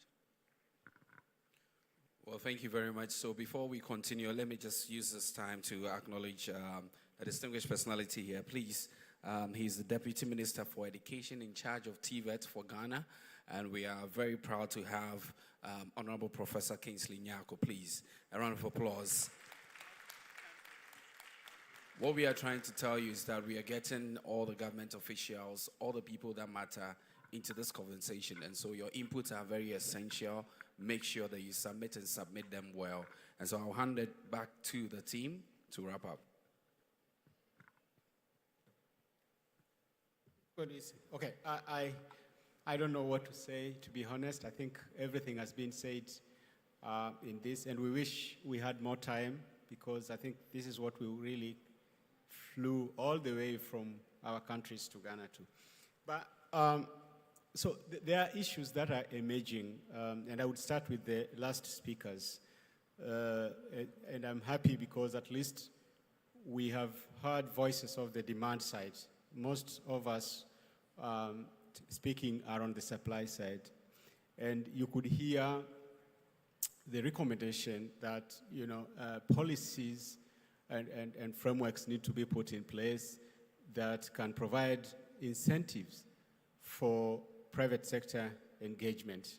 There was a call for private sector to be engaged, but you could hear also that in many countries, the policy frameworks that are available do not allow for effective and active private sector engagement. So that would be one of the recommendations to consider.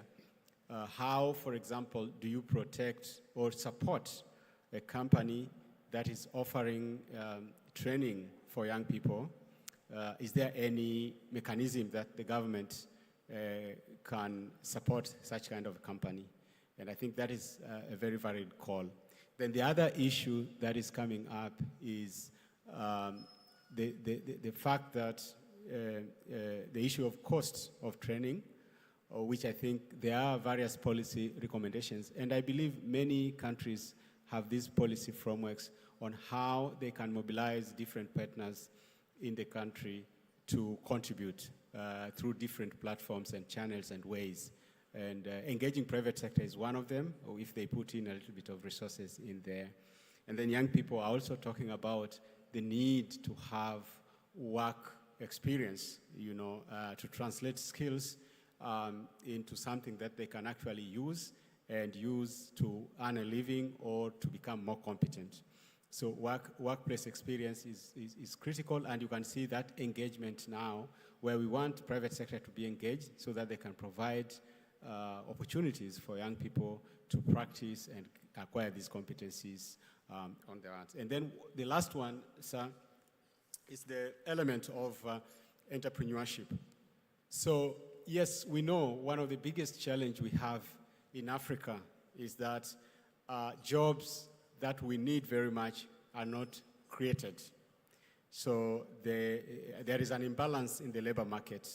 And therefore, one of the strategy is to design training programs that integrate and incorporate entrepreneurship from changing the mindset of people so that they can consider themselves as entrepreneurs, but also giving them the skills so that they are able to be entrepreneurs, and then finally putting in place mechanisms and strategies to give them access of tools that they can use to become entrepreneurs, such as there was a mention of access to finance.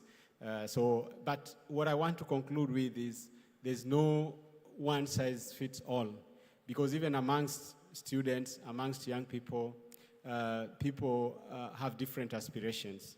You could hear from the floor, some people want to do arts, others want to be employed, and you cannot take that away from them, while others want to be the job creators. So there are different policy options that countries could take to address all these issues. Thank you, sir.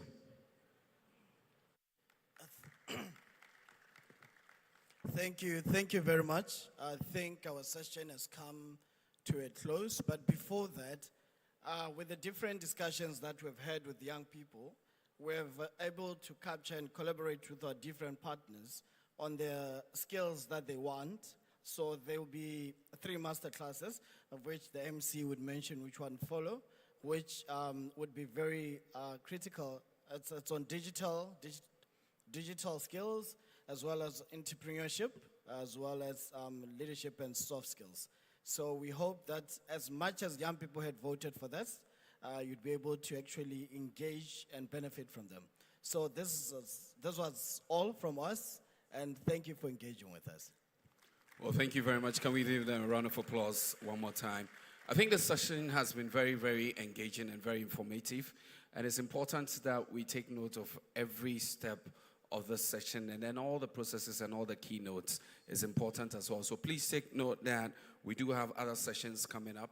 It's important. And for me, the takeaway I'm having is that there is an emerging job economy that demands certain skills. First of all, if you want to know how you fit in, you need to prep yourself to ask yourself the first question: what does that job economy or market, what are the skills that they require? Take your time to research and understand the skills, the set skills that are required for a particular job market. And then you spend some time investing in your knowledge so that you can fit in. Guess what? That economy is moving so fast, so fast. And so if you sit down and you spend so much time on other things instead of interested in building your skills, then it's up to you. It's very important for us to look at it, especially for the students here. And then I'll share a few platforms that I had one lady talking about. It's very expensive to learn skills. Udemy is there, Coursera is there. They're offering free knowledge. You can have access to these platforms and learn. If you don't have the money to pay for other skills, there are other platforms. Udemy, Khan Academy is there. You can also note it as well. And then for virtual learning and simulation tools, we are looking at Labstar. We are looking at VR Sim, especially for those of us in welding. These are real-life simulation tools that you can learn from. And then also, for those of us who are into project management, Trello is there. We have Monday.com. You can also note it down for your use. And some of us also design some stuff, and you want to use Canva is there. It will help you to design certain tools. You want to come up with something, Canva will help you. Google Slides is also there. For those of us into coding, Visual Studio Code, GitHub, all these are platforms that we can leverage on. And for those who are also interested to gaining certain soft skills, we all do know about TED Talks. You can also do that. There's Mind Tools, there's Skillshare. These are all available platforms for us to use. So young men, young ladies, instead of spending the entire day on TikTok, please spend it on other platforms to develop your skills and become better. Don't sit on TikTok and expect a job to come to you. Please move to the next level. sit on other platforms and gain more knowledge. If you're here with me, say yay. Yay. Clap A, triple A, clap A, triple A. I mean, I think it would be beautiful to have a very nice, for those of us who have phones, switch on to your camera and then take a selfie with the person next to you. It would be nice. We haven't taken a picture. We've been too uptight. I see Prof smiling. Prof, I want to see you with your phone and then take a selfie. And this day shall be remembered. I mean, we shall always remember this day as a day that we change the future of our digital skills. I like what I'm seeing at the far end. So take a picture with someone next to you. You never know. That person may employ you. This is where employable skills come to play. So take a very nice picture with someone next to you. And then let's prep ourselves for the next session. So we'll take one masterclass and then we'll break for lunch. We'll come back with the remaining sessions and then we'll have a good day. Our next speaker or facilitator is a versatile professional with nearly a decade of experience in business, AI, and cybersecurity training and mentoring. He's also been involved in mentorship, public speaking, entrepreneurship, and program management. He has taught and mentored over 12,000 business owners and job seekers across the UK, Nigeria, Scotland, South Africa, Kenya, all across. Ladies and gentlemen, we are happy to have one professional lead us in our next session, which is the masterclass on digital skills. Ladies and gentlemen, please help me welcome our very own brother, Mr. Felix Ogbuji. Please, a round of applause for Felix.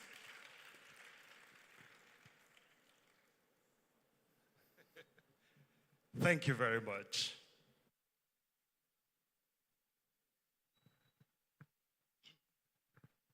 All right, for my brothers and sisters from other parts of the world and Africa who are not from Ghana, can I say Akwaba ba Accra? I know the Ghanaians are beginning to laugh.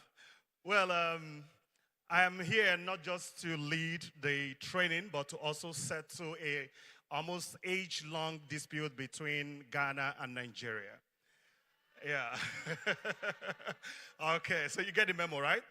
Yeah, so my name is Felix Ogbuji. I'm Nigerian.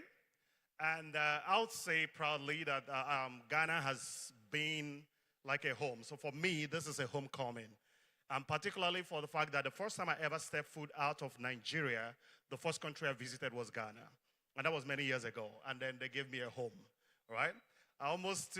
They gave me a yard. I almost took the entire country. I almost got married here. All right, so for me, it's homecoming. And I'm excited when I got the invitation to come speak here today. And let me also set the background. I'll only be here for about 60 minutes. I won't go beyond 60 minutes, I promise. And so, what was the word that we've always had about Ghana and Nigeria? That is the fact that there's always this thing about the Nigerian and Ghana jollof rice. Who has heard that word? Now, let me settle it. A few of us sat down and decided, how do we solve this problem? Nigeria already has 36 states. We've decided to annex Ghana to be our 37th state so that we now have one jollof rice. I hope we're okay with that one. All right, so we'll have a debate much later. So let's finish while we are here. All right, so thank you so much. I want to say a big thank you to African Union for going along with this. This is particularly important because I think there was let me call him a gentleman, a young man, because he identified himself as a young man as well. And he was saying something about sitting somewhere here 40 years ago. I don't think I have sat somewhere here about 40 years ago, no. Mine is a little smaller than 40 years, but I always came here. Oh, great. Thank you so much, sir. But I always came here with the All African Student Union.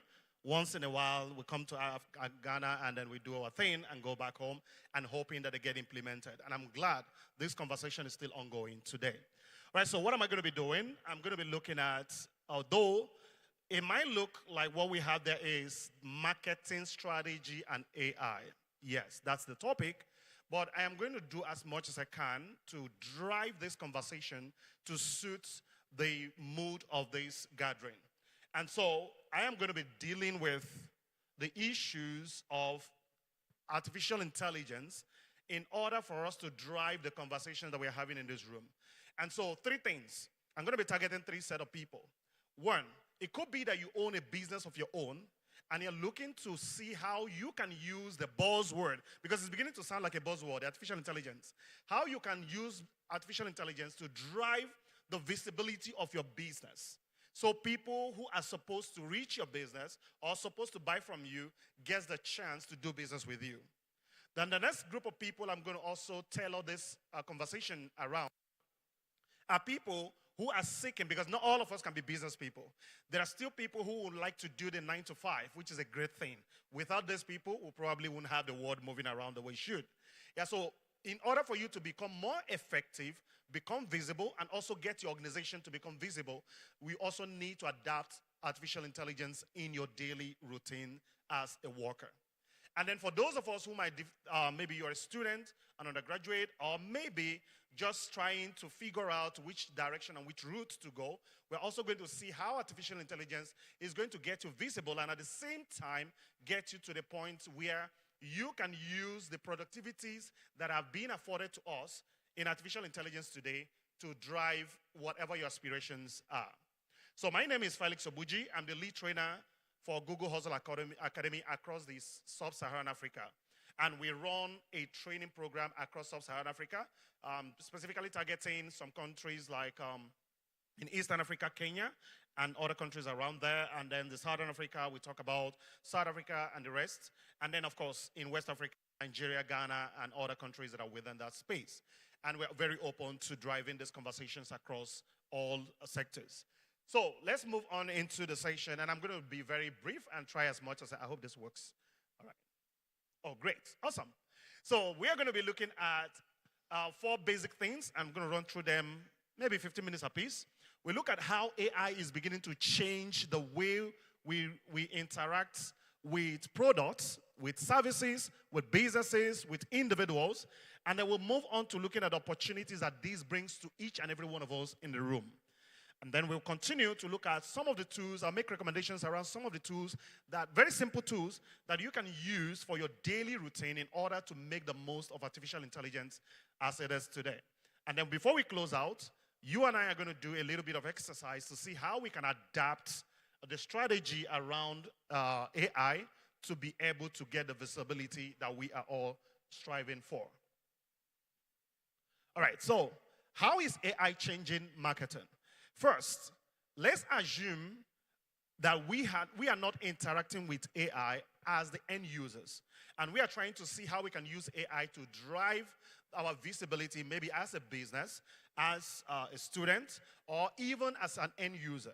Let's see how AI has been used today. And let me make this very clearly.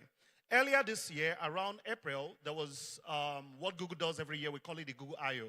So Google comes out to tell you all of the beautiful products that they are being launched for their particular year. It happens every year.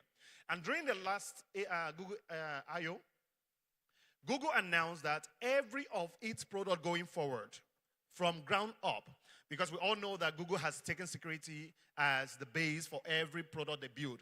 Now they're also integrating AI into every product. And how many of us have WhatsApp here? You have access to WhatsApp. And you've updated to the latest version. And of course, you saw Meta AI right inside. Did you get to choose that? Did you get to choose it? Okay, let me ask the question in a better context. Did you get to choose to add the Meta AI or remove it? It was just there automatically the moment you updated, right? Now, so products are being designed going forward with AI. So whether we like it or not, it is a part of us. It's something we're going to wake up to every single day of our lives. And whether you are looking for a job, you're driving a business, you're working in your organization, you're going to have to interact with this product in order for you to reach the audience that you're looking out for. And so our conversation is going to be around how these AIs are beginning to change. Okay, technology. Now I have to deal with technology. All right, so we're going to look at how the AI is beginning to change the conversations around the world and how it's changing it for both the consumer, the end users, and you who is going to be using it. So first, we need to, whether you are starting out with AI or not, you need to keep up with the people that you're working for, that you're providing services for, that you're providing products for, you need to keep up with them because the consumers are already consuming AI as it is. And we're going to be looking at that in a bit. And then you could also look at it from the angle of limiting the amount of time you invest into doing especially repetitive engagements, repetitive tasks. So we're going to be looking at how you can use AI to boost your productivity. And I'll give you a context. So I was supposed to run a masterclass, a virtual masterclass, and the date was set, everything, the registration was ongoing and all that. The usual thing would be for me to take in all the registrations, and then since it's a virtual class, I'm going to create a Zoom link and then share it in an email to all participants. And then after that, I'm going to send out reminder emails after collating all the details. I'm going to send out reminder emails, and then after that, sit in and take on the class. Now, what I simply did was to set up an artificial intelligence platform that did all of the heavy lifting for me. And funny as it may sound, for that particular day when I had that event, that was supposed to run that event, my flight was delayed by 4 hours. Meaning I would literally arrive at the time of the event. And I was at the airport the entire time. So what that means is, it's either I'm struggling with, of course, our fantastic airport, airport Wi-Fi's, or I have to find a way around it. But what I simply did was set up a platform. And what did this platform do? For every single person that's actually registered on the platform, it automatically sends out an email with my name as though I am the one sending the email. And the emails were personalized to them. So they are reading emails that was automated, and it's coming from Felix, thanking them for registering, and then sending them, the platform automatically created and shared a Zoom link with them without me lifting a finger. And then 2 hours before the event, it sends out another reminder emails that event is going on in 2 hours. An hour later, they receive another email without me lifting a finger. And then 30 minutes to the event, they got another email. And then by the time I got home, rushing through the traffic and everything, got home, set up, everybody was ready for the section without me lifting a single finger. And the moment I was done with the section, I was so tired from jet lag and the rest of them, I just literally went to bed to catch a bit of rest before the next day. 2 hours after the event, every single one of them received another email thanking them for joining the section and sharing a link for them to read or review that particular session. And the only thing I did was the initial setup. Now, imagine the amount of work and the amount of time that platform saved me because artificial intelligence was employed for that particular purpose. So we're also going to be looking at that and how this is also transforming businesses as we progress into the workplace of the future. So now that we know how this is changing for both the users and the marketers, it's also fair for me not to assume that everybody knows about AI. Yes, because I've actually gotten into rooms where I made those assumptions a little earlier, and then some persons will raise their hand and said, hey, Mr. Felix, I don't think I understand what you're talking about, so it's absolutely okay. So I'm going to start from the basis. Let's start with the internet. And I'm going to share a story, I think the memoir of the founder of Nike, Phil Knight. I was reading Phil Knight's Shoe Dog, and he was sharing a particular story that actually caught my attention. And what was that story? How he had to go to Japan in order for him to order shoes. And in my head, I was making a mental picture. So you design a shoe, you send it out to Japan and said, okay, this is the shoe design that I want. And it takes a couple of weeks or even running into months for that design to get to Japan. And then they send you an invoice, takes about the same time to do the turnaround, and then you send money, wire money to them. It takes about the same time, and by the time they are getting the money, and maybe there's a little change in design that you need to send back, what happens? Before you can send that design back, Japan has already produced the shoes and shipped to you. So you are stuck with what? Shoes, designs that probably have changed, has evolved, right? So there was a struggle. But today, and I'm not making a better picture, today you send emails in less than seconds and it gets to Japan. If you need to make changes before the money even gets there, that changes has reached them and they can make those changes. And how did this happen? In the early 90s, we saw the advent of the internet. Now, there were also some persons who argued the internet was going to take people's job. There were also arguments around internet disrupting things and not making things go the way they should. But today, Do we agree with those people who said the internet shouldn't stay because it was going to disrupt things? Or do we agree with what the internet is doing for us today? Which class do you belong to, A or B? Sorry? B. Thank you so much. Oh, that was very smart because I didn't actually put any of the latest to any of the scenarios. All right, so the internet is here to stay today, and it's literally the the lifeblood of every business that we do today. We moved on from the internet to the mobile phone. I don't know if this happens here or any of you shares the same sentiment with me. I don't know how many of us have actually reached out for your phone. You knew you put your phone in a pocket and then you reached out for your phone and you couldn't find it for a few seconds. How do you feel? How do you feel? Okay, there's this small... Please, can I get a microphone to her? Because I like to hear that feedback. I like to hear that because most important, I'm not hearing you, but the demonstration is making me feel like I need to hear what she's saying. Okay. All right, so while the microphone gets to her.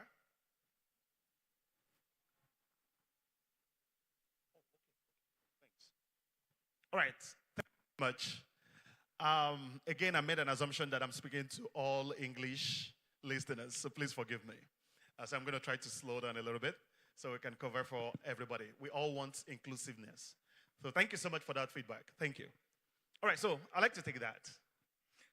So what I said was, for like a split second, your whole world just stops because you know that the plans that you had, the things that you had doing is like suspended until you find your phone.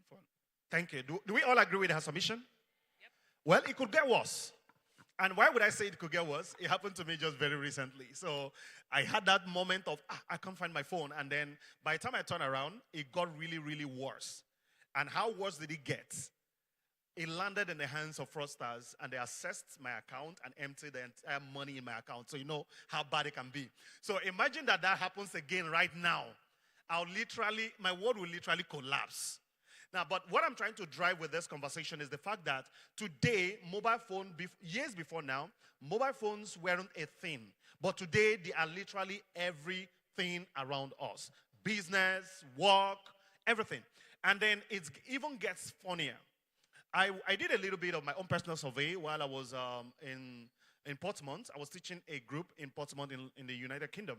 And so I asked them, I said, how many of you has a phone? And then I was just saying like each person to one phone and all that. And then laptop, it was like in every 10, there was 10 phones. In every 10, there was 10 laptops. Now, bring that back to Africa.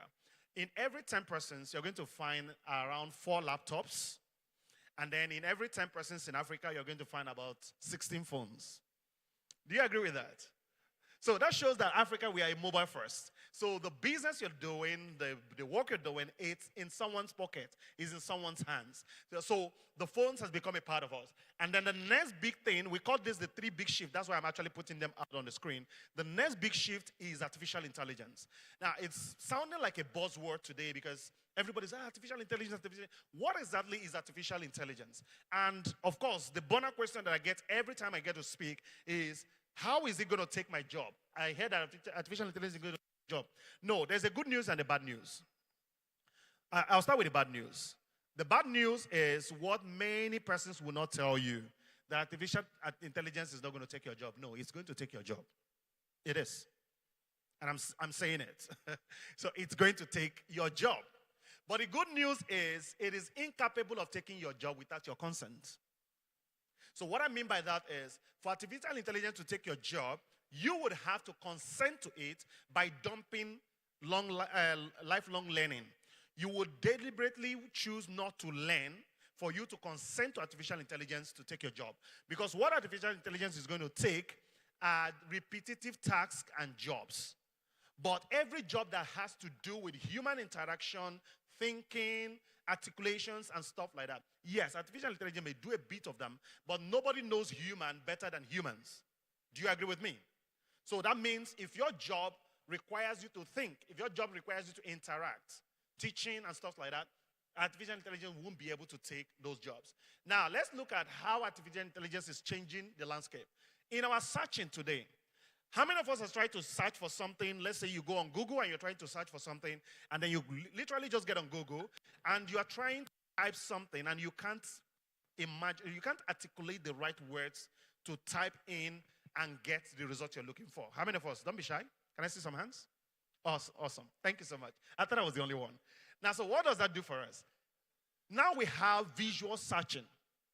So what that means is, if I'm in the audience and Felix is standing here and teaching, and I see this dress that he's wearing, I can literally take a shot of me standing here, and then I'll go searching visually and ask Google or any of the platform and said, can I get the what Google Hustle Academy means, or what is written on this shirt, what does it mean? Or if I speak a different language that is not English, and this is written in English, I can take the shot and ask it to translate. So I don't need to write the actual words to get the result I'm looking for, and people are beginning to use this. I can see a fancy dress, and I like the dress, but I don't know where to get that dress, or I don't know how to get another color of that dress. I can take that shirt, put it on the search, and ask it to find me the seller of that dress, or where I can get a different color of that dress, and it will point me directly to that. Now, how does this tie to you if you are marketing that dress, or you're offering that services, or your organization is offering that services that people can visually search for? You would need to update your platforms. You will need to update your inventories in order to reflect all of this. So when people are beginning to search, if I'm having struggles to describe what I'm searching for, I'm going to take pictures. And pictures speaks millions of words. True or yes? And so what that means for me as an organization is that I'm going to see how I'm going to adapt my offerings in order for people using the visual search, when they search for that, they will be able to find me. So whether you're looking for a job, whether you're offering a service, whether you're offering a product, you need to adapt it in such a way with an understanding that majority of the people, the audience you're going to be engaging with, are going to be searching visually going forward, because it makes the search easier, and then you adapt your own product or services to that. Another way you could also maximize the use of artificial intelligence is the case of Supercharge. Now, the usual way we search is you type in what you're looking for, what we call the keywords, or your search phrase. And so, I'm looking for where the venue of the venue of the African Skill Week, right? You search for that, and then you get the result. It shows you the venue and all that. Though this is being rolled out in phases, it may not be readily available in your country right now, but it's actually being rolled out. So it should reach you anytime soon. Now, how does this work?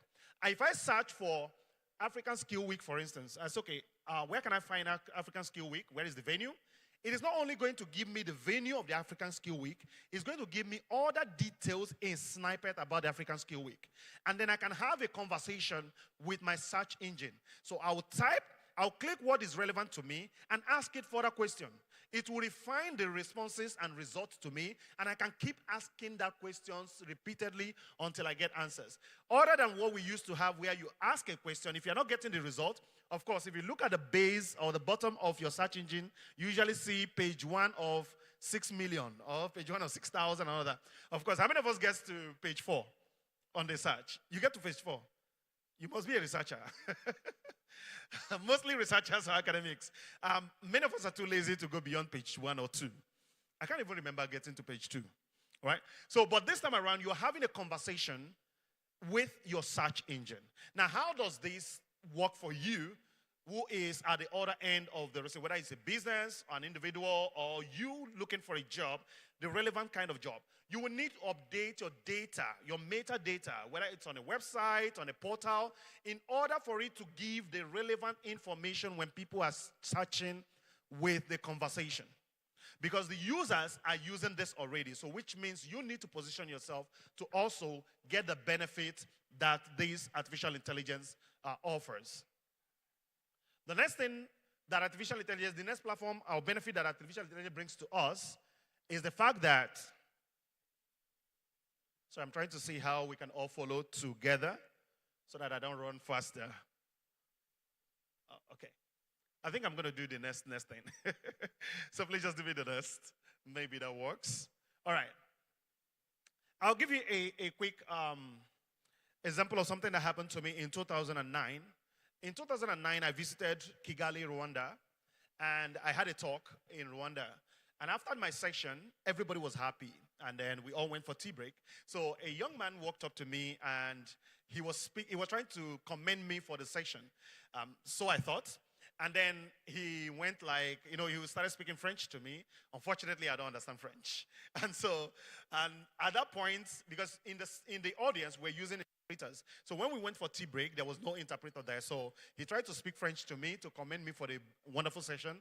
But unfortunately, I don't understand French. So I was like, oh, sorry, I don't understand French. And then that was when that light bulb moment came on. I was like, oh, okay, he doesn't understand French. I don't understand English. So we just literally laughed, and then he did the thumb up.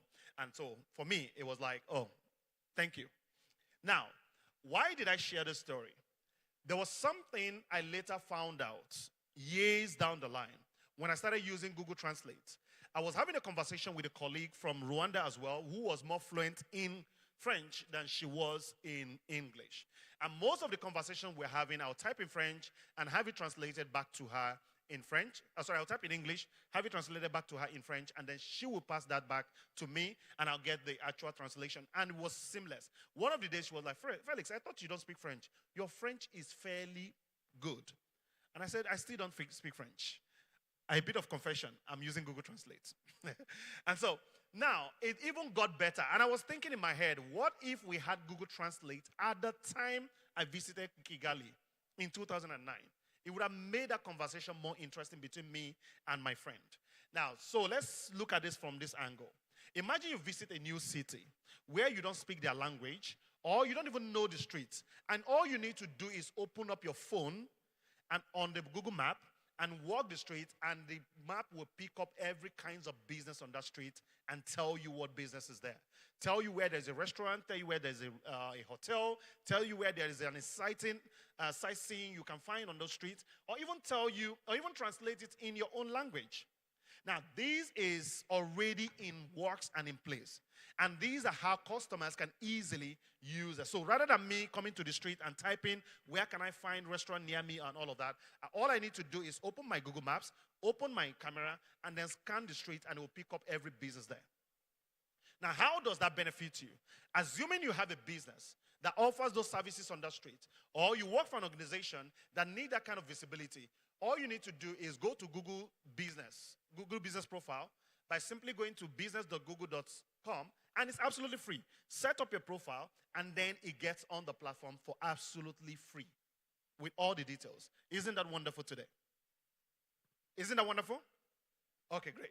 So now we are beginning to make app to become more immersive in our engagements. And also, you could also use artificial intelligence. And by the way, I'm actually saying this because most of these platforms are being used to implement the artificial intelligence. Okay, great. Now, how does this artificial intelligence help us? Today, we are beginning to have a lot of data. The consumption of data today is so massive that if you are given even the tools, that's why you see things like people who are into data analytics becoming like the next big thing after sliced bread. All right? So today, we're beginning to have people take on those jobs. But the amount of data that is produced currently, is nothing compared to the amount of data that will be produced in the next 1 week, in the next 1 month, in the next 1 year. So which means these things are going to become so massive that we would, even if you have everybody go into data analytics, we still would have shortage in that job provision. So what do? We use artificial intelligence today to be able to view and analyze customers' interaction or users' interaction, especially now that we're going into what we call the cookieless browsing experience. So what does this mean? You need to use less of personal data of people, biodata of people, to be able to still target them without actually failing the laws regarding privacy. So you are not failing the laws regarding privacy. You're only asking for little data, not too personal, and then at the same time, you're still making the most of your business or your visibility. And so how does artificial intelligence help us in this? It can analyze most of the data that we ordinarily will find difficult to analyze, even with the right tools, and then give you the best use scenario. Have you tried watching a video on YouTube or any of the social media platforms. And then by the time you do that, the first time, the second time, the third time, the fourth or the fifth video coming is a recommendation of a video that looks similar to that. How many of us had that experience? Right? Or you're browsing something on social media and you're getting the same level of recommendation. Or even, let's even bring it back to our phones. You're typing on your smartphones, and every time you're typing something, it's giving you a recommendation for the next one. And then let's get it a little bit more practical. Have you tried using your friend's phone to do the same typing, and you realize that you're not getting the suggestions you wanted? Have you had that experience? Right? Now, so that is artificial intelligence understanding how you use your devices or the platform you use and make recommendation based on your personal usage, not third-party document or third-party data. And because privacy issues is becoming a thing, a global thing. So you need to find a way to harness how people are using your product or your services, and this is where artificial intelligence comes into play. So first, it takes the data with the consent of the person. That's why you see most times when you buy a new phone, they're always asking you for consent. If you want to use any of the apps, they're asking you for consent. So you have to give a consent or decline the consent. So using the consent that you provide, it will now send an email. Say, for instance, I found this product, and based on the consent I've given to most of the app, I find this product, and then it's going to look at the consent and use it to send me an email and say, do you want to buy this product? It's either a yes or a no. If I say yes and make a purchase, it makes sure that it exists my contact so that none of my data is retained on the platform. But it's going to also take cognizance of the fact that I have interacted with the product or the services in a particular way. Now, if I say no, or I did not buy the purchase, it's going to send me a reminder email. That's why some of you try to buy something on the e-commerce, and then you realize that maybe you didn't continue with the purchase or you didn't complete the purchase. After a while, or maybe a day or two, you receive an email reminding you of the purchase. We have had those experiences, right? Yeah, so that is what artificial intelligence helps us to do in terms of products, services, or even, please next. Can we do next? Awesome. Now, the same happens with the social media. I think I've mentioned social media, where it makes suggestions to us based on how relevant what we are searching for or the product we're engaging with is. Next. All right. So what opportunities does it bring to you as an individual, as an organization, as a student, as the person providing the services or the product? What opportunities does artificial intelligence bring to you? So forget the use of marketer. I deliberately use the word marketer so that just to connote that the fact that you are the one offering the services to the persons. Now, before we go into that, let me quickly say this here. Artificial intelligence will never work without you. So that's why I boldly put it out here to say it's you plus artificial intelligence that gets the right result. So it needs you to make the right prompt. It needs you to write the right prompts to get the right result.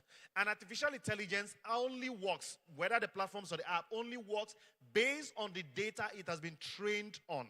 So if it doesn't have the right data, it's going to do what we call hallucination.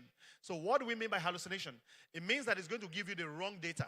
And even if the artificial intelligence is fed and trained on large number of data and accurate data, if you as an individual, as a user, do not use the right prompts, you will still have wrong results or hallucination. So there's always a you factor in the use of AI. So that's where we cannot remove you from the artificial intelligence if we want to get meaningful conversations, meaningful conversions, and meaningful engagements with artificial intelligence. So with that said, let's look at how we can tie all of this together going forward.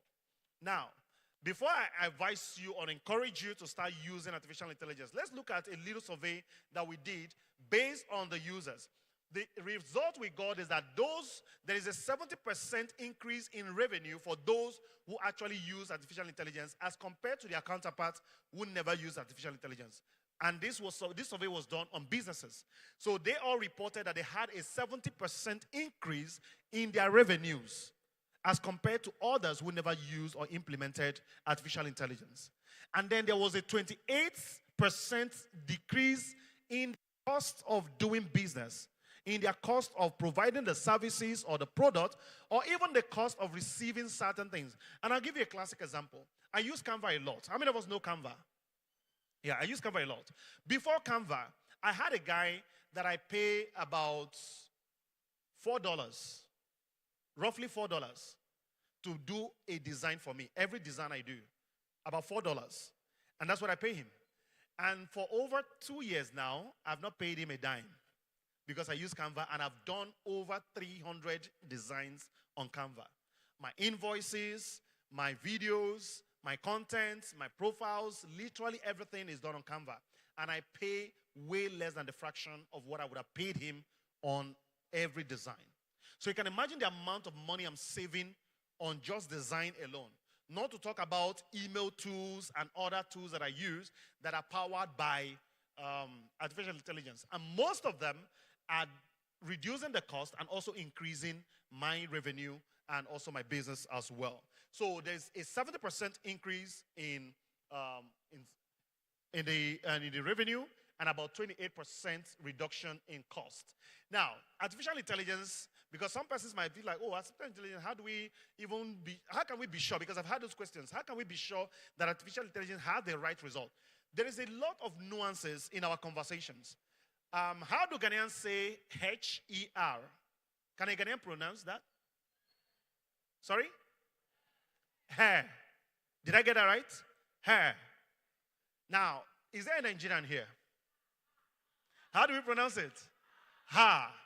Now, so can you imagine the nuances? The Nigerian will say ha. The Ghanaian will say hair. Is there a Kenyan here? Can we try the Kenyan? Sorry? Can we take that again? Ha. Oh, okay. South Africans? Any South African? Let's take a shot, come on. We are all here. Now, despite these nuances in our pronunciation, sometimes it might actually cause, in fact, in Nigeria, let me even leave other countries out. In Nigeria, we have over 300 tribes and tongues. So what that means is for every few kilometers you go, you'll find someone speaking a different language or even with a different intonation. So all these nuances, and you can imagine, sometimes you pronounce certain things and everybody's now looking at you like, what did he say? Right? Or if I see a footballer and I said, I saw your fan, what could that mean to that footballer? It could be that I saw his hand fan, right? Or his standing fan. Or I saw his fans, right? So it could mean anything. But artificial intelligence, based on context, can actually differentiate most of these nuances and still give us the right result. That is why if you are a product marketer, a service marketer, or any of the offerings you are given, you have a better chance of actually having a targeted result to your right audience and to the right people using artificial intelligence. Today, you can run an ad, and some of us will be like, no, I'm just a student. You can actually run an ad as a student or even as an individual. My name is Felix Obuji. I'm a brand. I'm a corporate MC. I'm a trainer. I train artificial intelligence. I train on cybersecurity. I train on business. And people call me around the world. People go searching for me to look for me. And I became a brand. So which means if I need to put myself out there more, I can run an ad putting myself out there more so people can find me. And now it becomes easier that I can actually have a more performing ad using artificial intelligence as against would have done this manually or done this using some of the technologies that was existing. So whether in targeting, and how does this work for me in targeting? For instance, if I want to target everybody in this room, all I need to do is maybe run a hashtag. I put up a picture of me on social media and run a hashtag using the African Skill Week. And for everybody who will follow the hashtag or all of that, if I have the artificial intelligence embedded in my systems and platforms, it picks that and understands that everybody who ran that hashtag actually has an interest in African Skill Week. And what does that do for me? When I want to run my ad to target you, I simply use the same hashtag for my ads. So it's going to push the ad, understanding that, oh, okay, this person posted a picture on social media using an hashtag, meaning you have an interest or you have an understanding or you know about African Skills Week. So every ad I push using the same hashtag will target you and you will be able to see it. So that way, I'm not spending money pushing ads to everybody in Ghana, everybody in Ethiopia, everybody in other parts of the world, but I'm pushing my ad targeted at only those who have interest in African Skills Week. I don't know if this is making sense to us. Right. So this is part of the powers that artificial intelligence brings to us, whether as individuals or as businesses, and we can use this to drive those conversations. Now, it also helps you to identify, I think I missed that part. Now, it helps you to identify most of the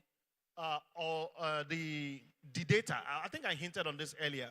So when you have data, the volume of data we are beginning to have, there was an argument, I'm still trying, I'm not too good with, I'm rusty with numbers, so I'm trying to avoid the number thing.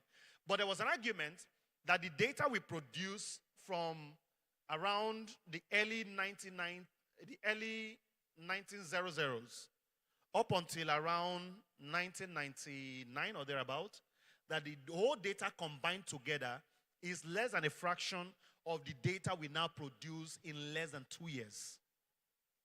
And is expected to exponentially grow. So what that means before now, I don't know if any of us saw the picture of, there's a picture, you can do a Google search, the picture of the first memory, the first drive, memory drive. Okay, you saw the picture? You would need three or four of them to fit this whole hall. It was that large. And surprisingly, it was less than, was it 25 MB? That size was less than 25 MB. Today, we carry phones of 250 gigabytes. We carry 1 terabyte on our laptops, as small as our laptops, on our phones and all of that today. So you can imagine the amount of data. And if you think it's big, I've actually exhausted, I don't know how that happened. I've actually exhausted 250 gigabytes on my phone. I'm like, how did I even get that much data? Pictures, videos, and all of that. So today, you have a lot of data that ordinarily humans, even with the tools we have right now, may not be able to sort through as fast and efficiently as artificial intelligence will do them.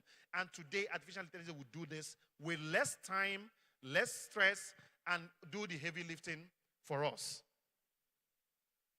Okay. Now, let's look at a few tools before we move on. In order for you to get this, for those of us who might be in marketing and all of that, sometimes you might be lost with ideas. And you're looking at tools. I'll start with what we call the Performance Max. And why I'm going to start with this is because whether you're going to run a business or you're going to work for an organization, and you need visibility. Most of what artificial intelligence will do for you today is to collapse most of the work you're supposed to do on an individual basis and put them into one. Google has a product we call the Performance Max ad. How does it work?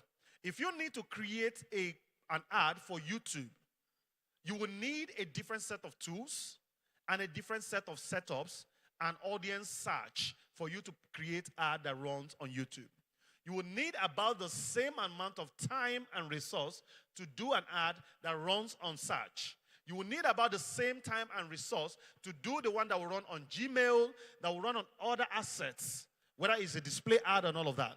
But today, you can actually use a fraction of that time with just a few prompts and set up an ad that run on all of the Google ad inventories and have them done with the same assets, the same time, the same results. So what that means is that if you have to spend 1 hour on all 6 different ad assets, you're spending just an hour, which is a fraction of that time, and you're spending less tools and less time because you don't have to design the ad creatives for each of these platforms, and at the same time, you don't have to spend on each of this platform. So if you're going to be spending, let's say, $1,000 on each of the platforms, that will give you about $6,000. You're going to spend just $1,000 to achieve the same result. So it saves you cost, it saves you time, it saves you resource to be able to get the same result using artificial intelligence. again, maybe you might be lost with creatives. I don't know how many of us wants to create something, or you've done this back and forth. Maybe this would. How many of us actually created something, maybe a poster or handbills and stuff like that? And you needed somebody to do that for you, and there's this lengthy back and forth. How many of us has done that? Right. So you send your design brief to them. They try to do the designs. They send it back to you. You look at, oh, please change this font, change this color, and there's a lot of back and forth. Today, it's easier. You can actually get, let's say, for instance, if I have 4 pictures previously done, and I don't want to do all those back and forth, I want to cut it off. All I simply do is go to Pencil. Now, you can access this by going to trypencil.com. Now, please, this is a third-party tool. It's not a Google tool. So, but it's something I would recommend. Now, all you need to do is pick your first 4 to 5 designs and put it into Pencil. Pencil will use the same design and whip up both a picture, that is a still photo, and a video ad for you. Maybe 10 different designs. So it's left for you to choose from those designs to say, okay, this is the design that I want to use for my ad. Now, for those of us who run maybe product or services, and let's say I have something, an ad I ran for, what's the holiday in Ghana? What's the special holidays in Ghana? Sorry? Father's Day? Farmer's Day. Awesome. Let's say I ran an ad for Farmer's Day this year, and then I was done with it, Farmer's Day, and next year it's going to be Farmer's Day. I don't want to, crack up my head, start thinking about design for Farmer's Day for next year. All I need to do is the same design that I did for this year, put it in Pencil, and it will whip up 10 different designs for me. And from there, I can just choose. And this happened in split seconds by the power of artificial intelligence. So you can access it by going to trypencil.com. Or just do a Google search and you'll find it. Another great tool that we're beginning to use, especially now that we're going into the cookieless experience, the cookieless browsing experience, where you don't need to use third-party data. And the reason is because you can get a third-party data from someone who offers you that, and you don't know how they gather those data. You don't know how much data they have, and that's going to get you into trouble, especially with privacy regulations around the world now. So, but you can actually implement your Google Analytics 4, or what we call the GA4, and it helps you. It's embedded with AI. It was just recently launched, and it helps you to track interactions on your own personal website based on how people interact with your platforms, and you not having to fall victim of the legal implications that are attached to privacy laws today. And how does this work? For instance, I don't know how many of us have tried to buy something on any of the marketing platforms. Let's say Jumia, if you're familiar with Jumia, and then you try to buy something there, you didn't complete the purchase, or you viewed something and you left off the platform. Maybe log on back to your Facebook or your Instagram, and Hula, right in front of you, is the same product you were trying to buy. You had that experience before? And then in Nigeria, we'll say it's village people. It's not village people. There's nobody tracking you. There's nobody. It's actually the work of the Analytics 4. And how does it work? It's embedded on your website, and it tracks how people react on your website. If I want to know how many persons are watching my video on my website, for instance, if I have a 5-minute video on the website, and I realize that everybody's dropping off around 3 minutes, it means that they're not completing that video, and something could be wrong with my video or my website. So that makes me want to find out what the problem is. But if I have a 5-minute video and I see everybody spending, at least a significant number of people spending about 7 minutes to 10 minutes, it means that some persons are watching it twice, or they're spending enough time watching it. So that gives me the idea that my video is performing very well. Do you understand what I'm trying to explain? Do we understand?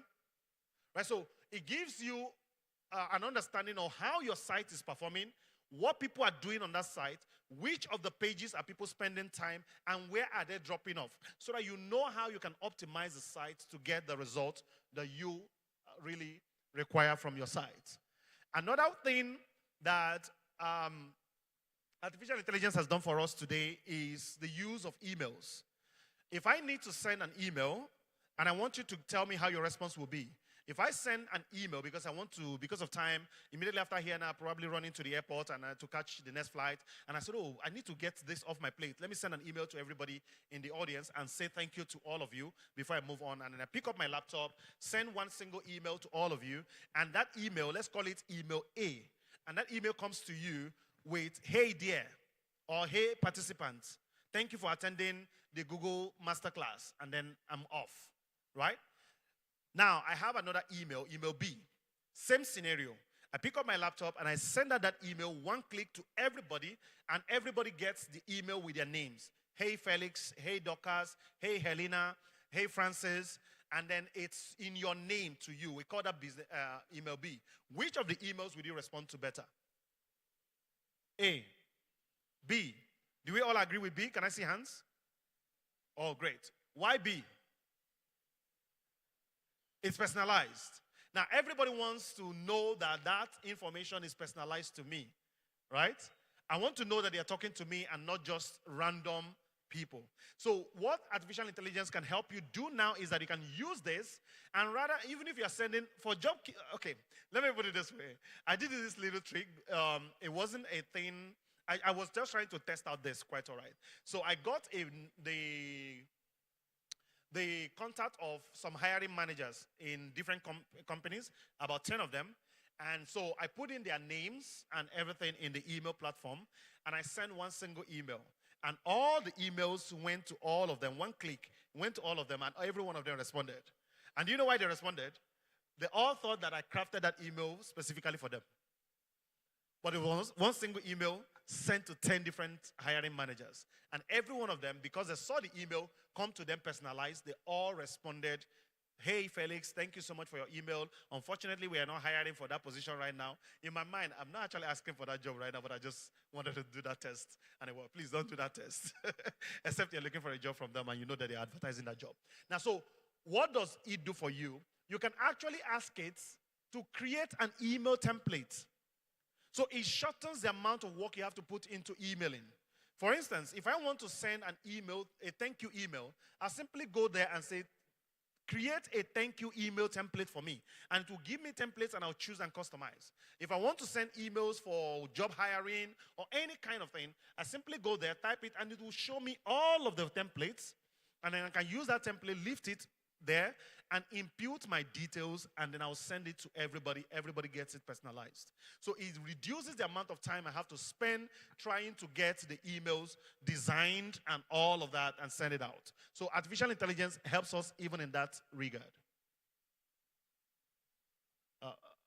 Technical? Oh, great. Now, if you're a product business, maybe you offer products or service products, you can actually use what do you call it, Shopify, which has, that's why I said at the beginning, almost every platform is beginning to integrate artificial intelligence into their product. Now, what does Shopify do? And this is particularly important. I was to buy a charger, a power pack for my MacBook. And so, you know how Mac products can be. They are very selective with accessories and all that. So I was very particular to buy that particular power pack. And so I needed to read to be sure that that was the right one I needed. So I found one. And I read through the descriptions. It was so scanty. I couldn't even get the result, what I needed. So I searched for another one, and I found.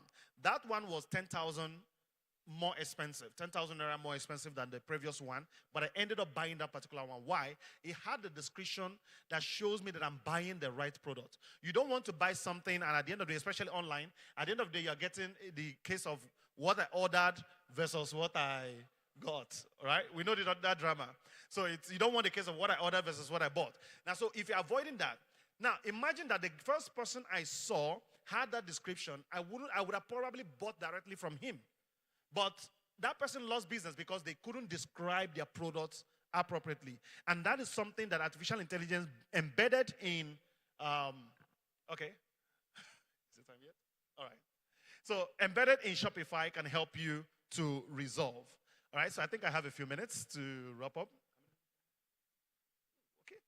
All right, so let me quickly wrap this up in a few minutes. Oh, can I get a nest? All right, so how do you use AI to develop your strategy? Nest. Let's run through this quickly. First, we have 6 steps that I'll recommend. The first step is be sure of what your goal is. Whether it's a business goal, whether it's a personal goal, whether it's an individual goal, you must be sure of what you're trying to achieve and what your objective will be.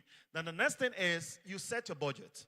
Now, in setting your budget, it's not necessary that you must attach some financial. It could be that your budget is that you want to run these things free.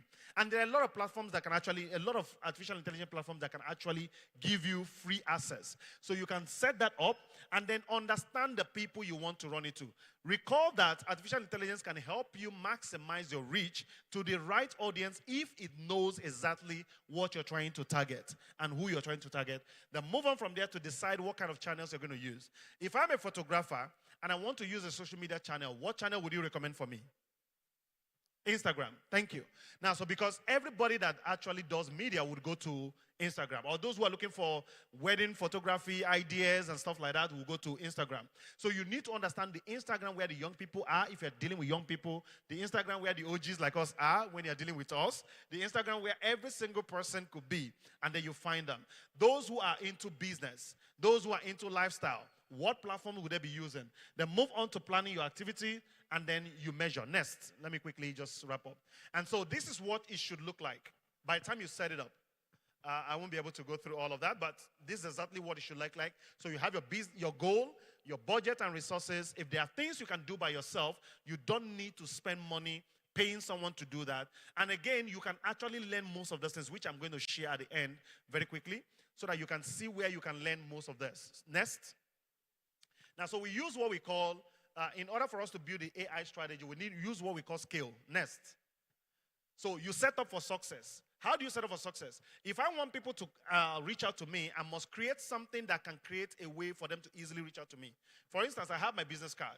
And what do? I put because I can't put all of the information about me on a business card, I simply have a scan code that once you scan the code, you get more information about me. So that way it's easier for you to get access to me. So that means I'm setting up for you to quickly get to know about me. Next, you use creative excellence. People are becoming more visual today.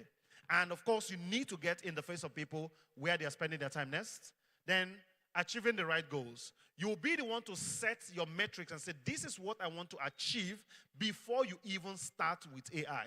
Otherwise, AI, remember, you will be the one to tell AI what you want to achieve for it to give you the result that you're looking for. Next, then the learning life cycle. Very important. AI has to learn everything about you. When you get a new phone, you realize that the moment you're setting up your phone, it may not be able to make suggestions immediately for you. But as you keep using the phone, every time you type, it makes suggestions. So it gives you time to learn. Next, experimental culture. This is where many of us fail a lot, and I've seen this happen a lot. AI is not going to break. That platform is not going to crash. You need to test and learn how to use it. So just nest until I get. No, continue. Just keep going. Keep going. It's something I've explained. Keep going. Okay, hold it here. Now, but please, let me say this before in closing. This is a speech by Simon Sinek, and he says, focus on where you are going, and you will know what steps to take. But if you focus on the steps you are going to take, you won't know where you're going. Let me explain this so that it can sink in. In this era today, for every single day you wake up, the platform on artificial intelligence that you knew yesterday will be different from the one you know today. Things are now fast-paced. Knowledge is becoming exponential. And more products and more tools are beginning to come out. Please don't focus on learning all the artificial intelligence tools you can find. Don't focus on knowing all of them. Don't focus on using every single tool you find. Focus on what you want to achieve with the tools, what you want to get, whether you want to get the right job, you want to get the right tax done, you want to get the right business, or you want to get the right people. Once you focus on the key thing, then the tools to use for that particular key thing or that particular result, you will find. So this is because there is going to be more tools coming and coming. Next. Okay. Next. I'll come back. I'll circle back to this if there's still time. Now, Google Hustle Academy is designed for the sub-Saharan Africa. We also have the ones running in other parts of the world, Europe, UK, America, and the rest. But for Africa, we have an academy that is dedicated, a 5-day boot camp that is dedicated to everybody living in sub-Saharan Africa. As long as you run a business, where we teach you from business strategy to finance to artificial intelligence to artificial intelligence, up until every other thing in between that can help your business scale and grow. And you can find that by going to g.co/Hustle Academy. Or if I'm going to ask the technical guys to leave this a little bit on, so you can scan the barcode and it takes you to the registration. Now, we charge you 0 naira, so, zero, like absolutely zero. It's not a paid service. So you can actually get in. It's highly competitive, I must warn, but you can register and get in as long as you're within the sub-Saharan Africa, and you can get all of those resources plus other things that comes with it absolutely free of charge. Again, on behalf of the Google Hustle Academy, I want to say thank you to each and every one of you for gifting me your time, and a big shout out to African Union and all other partners for making this happen. Thank you so much for your time. Well, thank you very much, Felix. Thank you. Lots and lots of information. And so I'll just make room for just 2 questions. 2 questions. It's time for us to go for lunch. 2 questions quickly, and then please make it very brief. If you have any question, please, let's see by hand. Any question? All right. All right. Can we get a microphone to the gentleman? Please, if you have multiple questions, just collapse them into just maybe one. Yes, and thank you very much, and thank you, Felix. So mine is only one. Maybe if there is time, you could speak a little bit about how then, as youth, can they actually create the AI themselves, other than using. Using is good. How about creating it? Thank you. Okay, brilliant question. Please celebrate him. I love that question. So that we are not looking at consuming. How do we produce the AI? So it's very simple. AI, okay, let me put it this way. There is a lot of AI in most of the products we currently use. Most of them are not only capable of giving us use cases, but they're also capable of producing for us. For instance, there are data that are trained to the AI that is uses to give us all of the results that we see, whether it's generative AI or predictive AI. I didn't have time to talk about predictive and generative AI. Now, for every time you use it, you're also creating data for it. So if you mention your name in the course of you using the AI, it learns your name. And when somebody asks, who is this, it mentions your name. So it's capable of learning. Now, how do we use it as youth to create things? Look at what you currently do. Whether you're offering a service or a product, or you're using it to train or learn, and then use the same platform to create for that. I'll give you a classic example. I wrote a book. And in my research to test the AI, I decided to I wrote the book myself, and then I prompted the AI, asking the AI to suggest titles, the outlines and everything. And I was so amazed that the way the AI arranged the titles and everything was even far better than mine. The suggestion it gave to me. Now, so I could actually ask it to write a full book for me and sit back to edit it and then put in my own inflections and my own tone. So that way I'm creating a book using the artificial intelligence. I can ask it to create a video. Do you know that there's an AI that can actually shoot a full-fledged 60 minutes feature film by just a few prompts? And it is so realistic that you will never know that all those things were generated with AI. Are you aware of that? You're not aware of that. You can try Sora.ai. It's simple. Now, so there's a lot you can produce. We've seen people using chatbot. I'm creating a chatbot for myself currently that if you chat me on, though I stepped it down because some people were beginning to abuse it. Now, if you chat me on WhatsApp, even with me being on this training and not touching anything, my WhatsApp will be responding to you. If you chat me on Messenger now, on WhatsApp Messenger, it will call your name and respond to you, and I'm not even there. So I created that by myself to use it, and there's a lot. So by the time you join the Google Hustle Academy, we're going to teach you how to use most of the artificial intelligence to create those things for yourself. So you as a youth can use it to create the job or whatever it is you want to use it for. I hope that answers your question. All right, so one more question.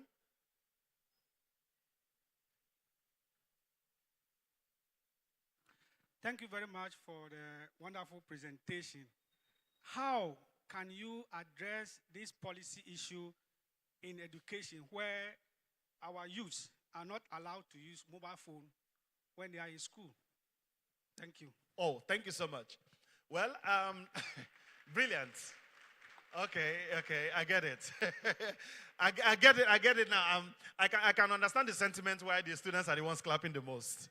Yeah, I'm also a victim. I was flogged severally for ever attempting to come to school with phone. I think that will be around early 90s. Now, so yes, even in my universities, our lecturers will stop us from using phones in the early time. Now, so this is the issue. The problem is not in the use of the phone. They said when the use of a thing is not understood, abuse is what? Inevitable. Now, I think the problem is, first, let me put it in two ways. One, the misuse of that device. Some students get distracted by it, and so school authorities try to limit those distractions and the kind of data they are going to have access to by outrightly denying them, which I don't support. Now, the second thing is that it will be funny to you that I ran a training for students, and I gathered some students in secondary schools and all that, and I ran a training for them on digital skills and all of that. And instead of solving a problem, I created another new problem. And what was the new problem? The students were now feeling that they have access, they know digital more than their teachers, and the teachers didn't understand what the students were trying to do. And so the teachers ended up flogging all the students for being insubordinate. So I created a new problem. Now, how did I solve that problem? I had to go back to retrain the teachers. I had to create another one to train the teachers so everybody is on the same access level. So I think for the first part, people have to be taught on how not to misuse the device. That's the first part, on the part of the student. The better use of it and how they can use it better. And then on the part of the policymakers and the people actually making the policies and laws, we need to also train them to understand that it is not doing harm to the students if they are being guided to use it properly. Rather, it's actually expanding their reach. And it will shock you to understand this. Few weeks ago, a rural community actually reached out to me to implement an e-library and an internet accessibility. I was shocked, and they paid me 100%. Over 7 million naira to implement it. Rural community. I was so surprised. This is what we always wait for organizations to do for us, government to do for us. They were able to harness themselves and say, come and do it in our primary school and in our secondary school, because somebody saw what that benefit would bring to them. So, and that only enlightenment came from one person and trickled down to the rest of the people. So I think there's also, and Google is doing something, let me also mention this very quickly. Google is doing something we call AI Sprint. So we've been implementing it. We started out in New York a few weeks ago, about 2 weeks ago. We're implementing it in some African countries as well. And so organizations, AU and the rest of you are welcome to approach us. Now, what are we doing with that? We are using that to drive AI inclusion and training for policymakers so that you are building your policy based off on how it benefits the end users at the end of the day. And again, thank you so much for that wonderful question. And I believe that answers your question. Well, thank you very so much for your time. Thank you so And much. have a That's all fantastic day. time would allow us. A round of applause for Felix. And as mentioned earlier, this is what the summit will do for you. It's not just conversations, but it also empower you with the tools. So I'm happy that we've all noticed that and noted that, and that we are building ourselves for the future. Please take note, it's time for us to have lunch, and that we're having lunch at the hotels, restaurants. There are ushers outside. It's easier for you to identify them. They are wearing the African Skills Week t-shirts. These ushers will guide us. For those of us with our tags, we easily have the access to the place. And then some of us have also been given coupons. If you don't have, please make sure you see the organizers who are around.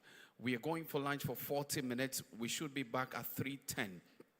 When we get back, there are lots more exciting master classes. For those of us who are interested in entrepreneurship, who are also interested in other workshops, please, we are getting back here by 3:10, 40 minutes to have lunch. 3:10, let's get back. All of us are entreated to be back to enjoy the next sessions. It promises to be very, very insightful. And so please enjoy your lunch. When we get back, we'll continue with the rest of the event. Thank you.